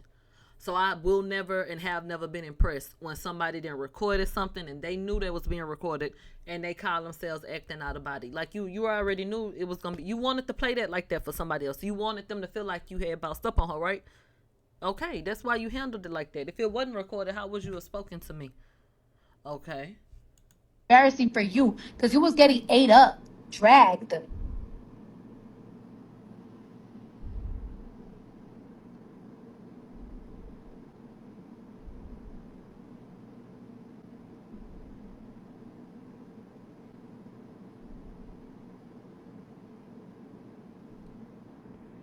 It's a whole lot of money in this BIA. And I'm gonna let y'all know these. Let you know this to everybody that don't fucking like me on this app We see you, and baby. whatever the fuck. Staying alight. Stop gassing these bitches up because they cannot fuck with me. They can't fuck with me.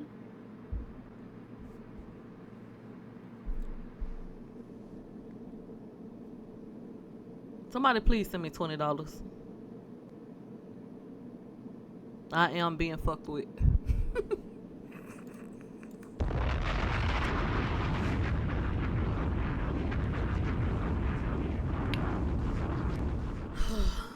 Okay, so that's what happened with that, and I'm just completely over it. Cardi is a walking contradiction, and I think that's all she'll ever be. She has to be the victim in it, and that's just that, child. Let me see if JT tweeted something else, but I'm not interested in anything that's not music from JT as it pertains to Cardi. And or what happened to the last work you put out? And if we not really gonna get some type of clear idea about what happened, and even if we do, let's just move on. If you're not gonna take it to wax and really just get go in the studio with it moving forward because of whatever happened to the song, then just leave it alone and keep on doing what you're doing. Don't become someone who is don't let your brand become the girl who lost to Cardi B. And I don't think you lost at all. But when you have somebody bigger getting to relate the story, they can frame it how they want, especially without your truth. So at this point, honestly, I think that everybody should let Cardi fizzle on that. And what I mean by that is leave her to her delusions. And don't meet her anywhere. Like, to me, I put a lot of blame on these media platforms because y'all pump Cardi head up like she did do something, when if that was anybody else, y'all would have called them a coward. The way she handled it, y'all would have said that was some sucker shit. You got Drake fighting for his life, and then dumbass Metro Boomin sitting up here talking about he don't like the way people treated him when they thought that he had committed sexual assault. Well, how the fuck you think Aubrey feel being called a fucking pedophile? So y'all sit y'all asses up here and y'all willing to talk about and get in the mud about everything else. But y'all feel like this is too much and y'all not gonna address it and give a bitch her tens when they do. So I just feel like leave a bitch where she at then. There don't need to be no more talk. Just let Cardi put out her music. Let that be that, and go talk about her sales, and hopefully y'all find something else interesting. Cause I'm not interested in anything that has to do with Cardi and its unbalanced ass coverage of her going against the girls. Y'all are acting like the girls are not showing up because the big bad wolf came when they in a brick ass house just fine. Like, hello? So I feel like Cardi should be left to her own devices and make her work for it. And now that the shit then died, and honestly, JT, I think that you should leave everything right where it is right now, because what's the come of it at this point with you and Cardi? Like, I don't see the point of anything. Fuck it. And I don't like the way that JT looking in the industry right now. Because she looks like she got keywords looks like she got discarded by Nicki, looks like she lost to fucking Cardi, just kind of looks in limbo looking for somewhere to belong or someone to align with.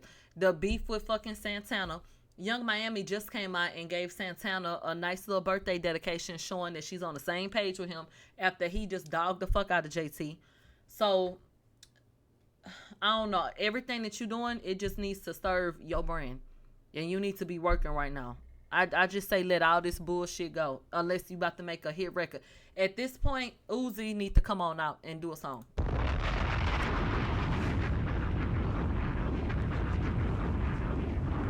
Somebody said, man, she didn't lose to Cardi. She'll be okay. This industry is so fucking fickle. And people will try to handle you a particular type of way.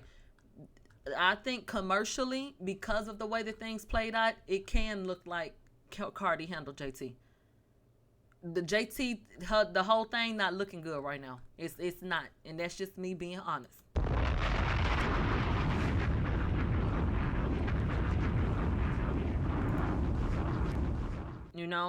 So they said they need an All Eyes on You type of record or something.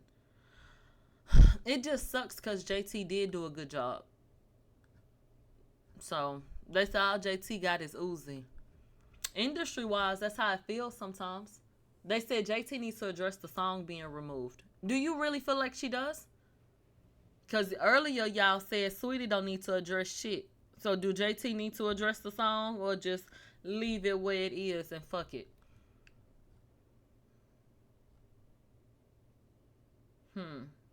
I think she should, me personally.